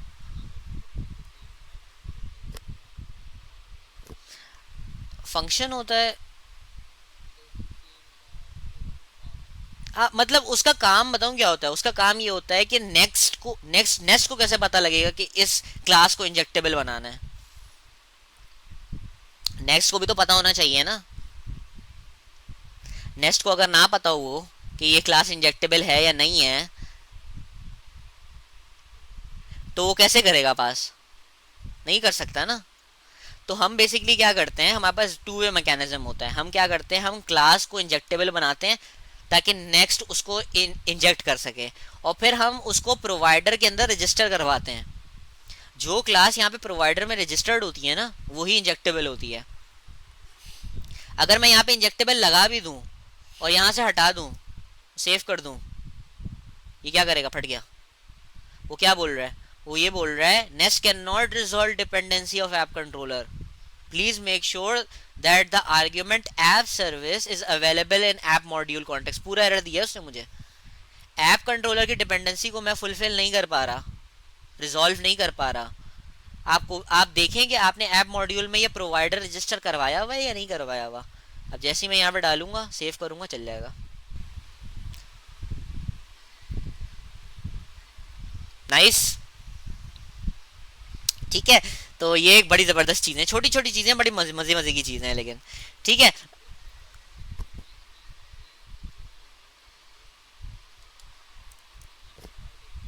देखो फाइल्स तो देखो आपको एक्स्ट्रा बनानी पड़ रही है, बट फाइल्स क्यों एक्स्ट्रा बनानी पड़ रही है, ये सवाल अच्छा होना चाहिए ना। कि अगर मैं फाइल ज़्यादा बना रहा हूँ तो वो मुझे कोई फ़ायदा दे रही है या नुकसान दे रही है? ये साथ एक मिथ है, उसको आज बर्स्ट कर लो और ज़िंदगी भर के लिए बर्स्ट कर लो। ज़्यादा कोड का मतलब ये नहीं होता कि परफॉर्मेंस ख़राब है। ये आपसे जो बेवकूफ़ बोले ना, उसकी बात नहीं सुनना। ज़्यादा कोड का कभी ये मतलब नहीं होता कि कोड ख़राब है। डिज़ाइन पैटर्न्स जब इम्प्लीमेंट होते हैं ना, या इस तरह का किसी पैटर्न बेस्ड इम्प्लीमेंटेशन होती है, किसी आर्किटेक्चरल कॉन्सेप्ट के ऊपर आप अपनी पूरी एप्लीकेशन खड़ी कर रहे होते हो, तो तब कोड ज़्यादा ही होता है। It is not possible to achieve this without writing enormous amount of code, because you have to basically modularize your application ना। आपने उसको डिस्ट्रीब्यूट करना है, आपने उसे चंक्स में तोड़ना है, तो कोड तो ज़्यादा लिखोगे ही आप, बट वो आपको वैल्यू प्रोवाइड कर रहा है कि डी वैल्यू कर रहा है आपको? ये सवाल होना चाहिए। आपको क्या लगता है कि ये सा काम जो मैं कर रहा हूँ, ये मॉड्यूलर आर्किटेक्चर जो है, ये जो सर्विस रजिस्ट्रेशन है, ये हैसल है या ये आपकी एक नीड को पूरा कर रहा है? Obviously we're at the moment dealing with not many modules, right? But when we deal with multiple modules, how would you cater to that? जब आप मिसाल के तौर पे 100 150 मॉड्यूल्स पे काम कर रहे हो, आपकी एप्लीकेशन एंटरप्राइज पे इतनी बड़ी है, कितना ईज होगा? ठीक है। अच्छा, अब हम इसको थोड़ा सा, इसको हमने ये वाली बात चीज़ देख ली। अब हम एक काम कर लेते हैं कि हम ऐप के कंस्ट्रक्टर के अंदर एक काम ये कर लेते हैं कि हम इसको बना देते हैं, इसका एक वेरिएबल बना लेते हैं, प्राइवेट रीड ओनली आईडीज़ के नाम से। और इसको मैं बोल देता हूँ कि ठीक है। अच्छा, और इसका क्या है, इसका नाम क्या है? इसका नाम है, ठीक है, ये मैंने डिफाइन कर दिया कि ये आईडीज़ है मेरे पास। और मैं इसको अब ऐसे, मुझे तो सिर्फ आईडीज़ सिंपल इनिशियलाइज करनी है just for the sake of it. तो मैं ये कर लेता हूँ कि दिस, और मैं ये कर लेता हूँ 1 2 3। ठीक है। फिर मैं कर देता हूँ कि पब्लिक, और मैं कर देता हूँ गेट,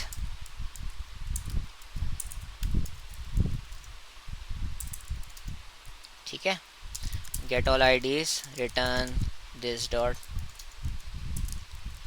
और मैं बोल देता हूँ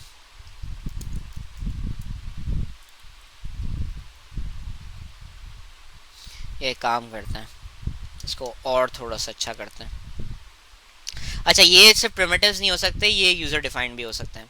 तो अगर मैं मिसाल के तौर पे यहाँ पे बोल देता हूँ ना कि मैं इसको एक नाम दे देता हूँ, यूज़र की क्लास का नाम दे देता हूँ, ये यूज़र है, ठीक है, और मैं बोल देता हूँ कि क्लास यूज़र, और क्लास यूज़र के अंदर मैं बोल देता हूँ एक्सपोर्ट क्लास यूज़र कर देता हूँ। एक्सपोर्ट क्लास यूज़र के अंदर मैं बोल देता हूँ कि इसकी एक प्राइवेट आईडी है नंबर के नाम से इसकी, और मैं इसको रीड ओनली भी कर दे, हाँ प्राइवेट है, आईडी के साथ है, और इसका एक नेम है, इसका नाम जो कि स्ट्रिंग से आता है।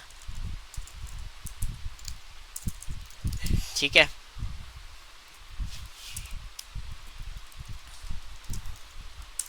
और कुछ नहीं समझ आ रहा हो तो रोक दिया करो यार, कोई मसला नहीं है। ठीक है, तो मैं बोलता हूँ कि एक आईडी नंबर की पास करवा दें आप, और एक नेम पास करवा दें, और ये होगा नंबर। ठीक है, और ये कंस्ट्रक्टर इम्प्लीमेंटेशन, और दिस डॉट आईडी है आईडी, अरे आइडेंटिटी नहीं भाई, आईडी। और दिस डॉट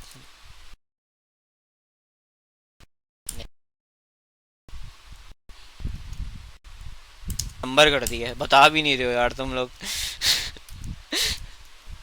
सही है।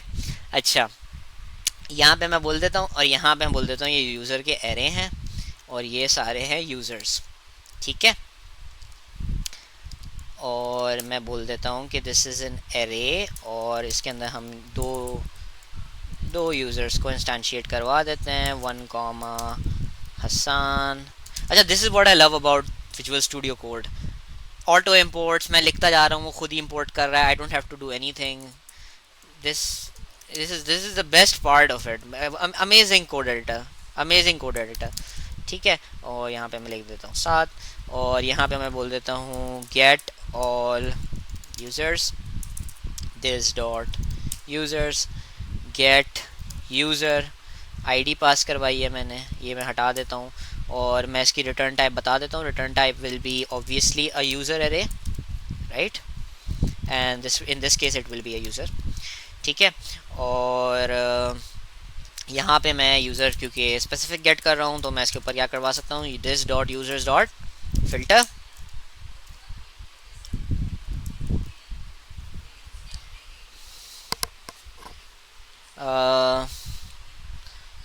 वैसे मैं इसके अंदर ये भी कर सकता हूँ,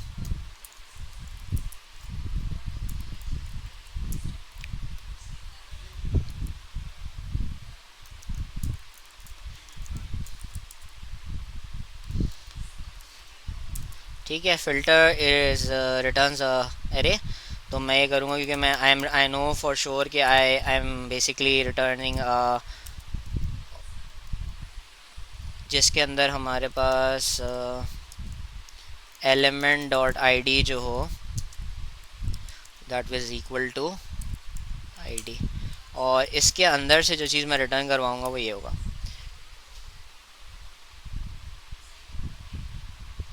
ओह वाह, ठीक है, तो क्योंकि मैं कर सकता हूँ public get ID, this is incremental development. I assume you guys are understanding how I am doing this। कि एरर आया रिजॉल्व करा, एरर आया रिजॉल्व करा, तो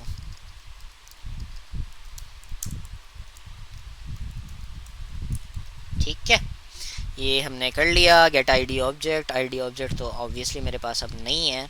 मैं यहाँ से क्या करूँगा, सबसे पहले मैं कर लूँगा return this dot get all ID, ID नहीं हसान, आईडी नहीं,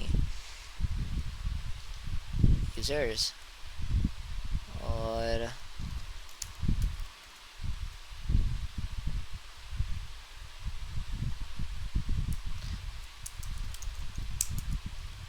ठीक है, और ये कर देंगे हम गेट यूज़र।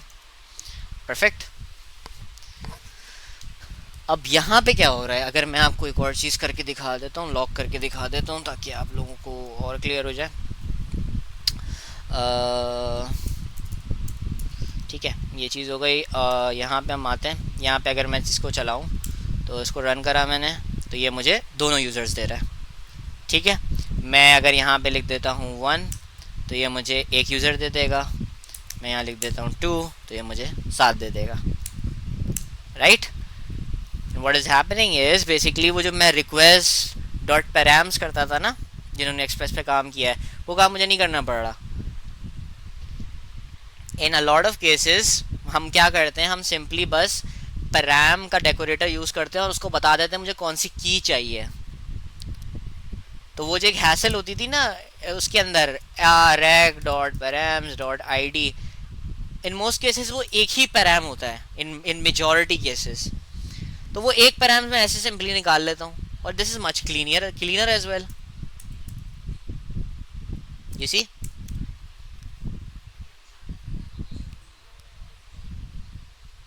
जो नहीं है, ओके ओके ओके।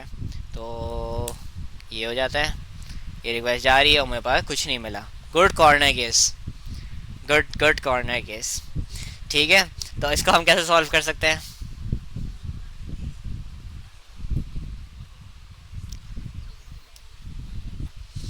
नहीं नहीं नहीं, ये तो बैकएंड है ना। ये तो देखो देखो ये, अच्छा, ये बिजनेस लॉजिक का मसला है या मेरे बैकएंड का मसला है? मसला इस लाइन के अंदर है, मसला इस लाइन के अंदर है, राइट। अब हम ये कर सकते हैं ना कि अगर मैं मिसाल के तौर पे, आपने बहुत अच्छा पकड़ा, मुझे बहुत बहुत खुशी हुई वैसे, बहुत अच्छा पकड़ा, कि अगर मैं यूज़र का एक एरे बनाता हूँ और मैं इसको कर देता हूँ यहाँ से यहाँ शिफ्ट, ठीक है, और मैं ये चेक कर लेता हूँ कि इफ़ यूज़र ट्रू है तो रिटर्न कर दो यूज़र।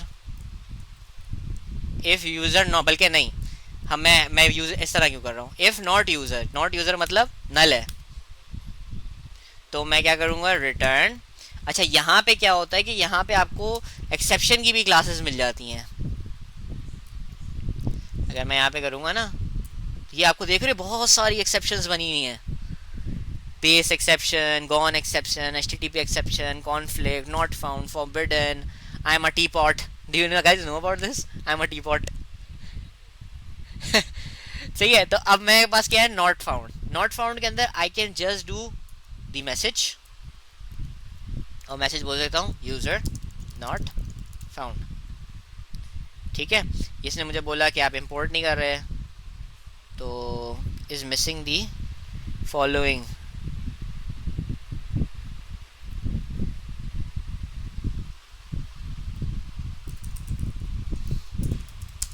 ठीक है, और अब यहाँ से हम क्या कर देते हैं, हम रिटर्न कर देते हैं यूज़र। ठीक है, अच्छा, now you see all of this, looking at the controller I know nothing, it's so simple, it's so minimal, you C.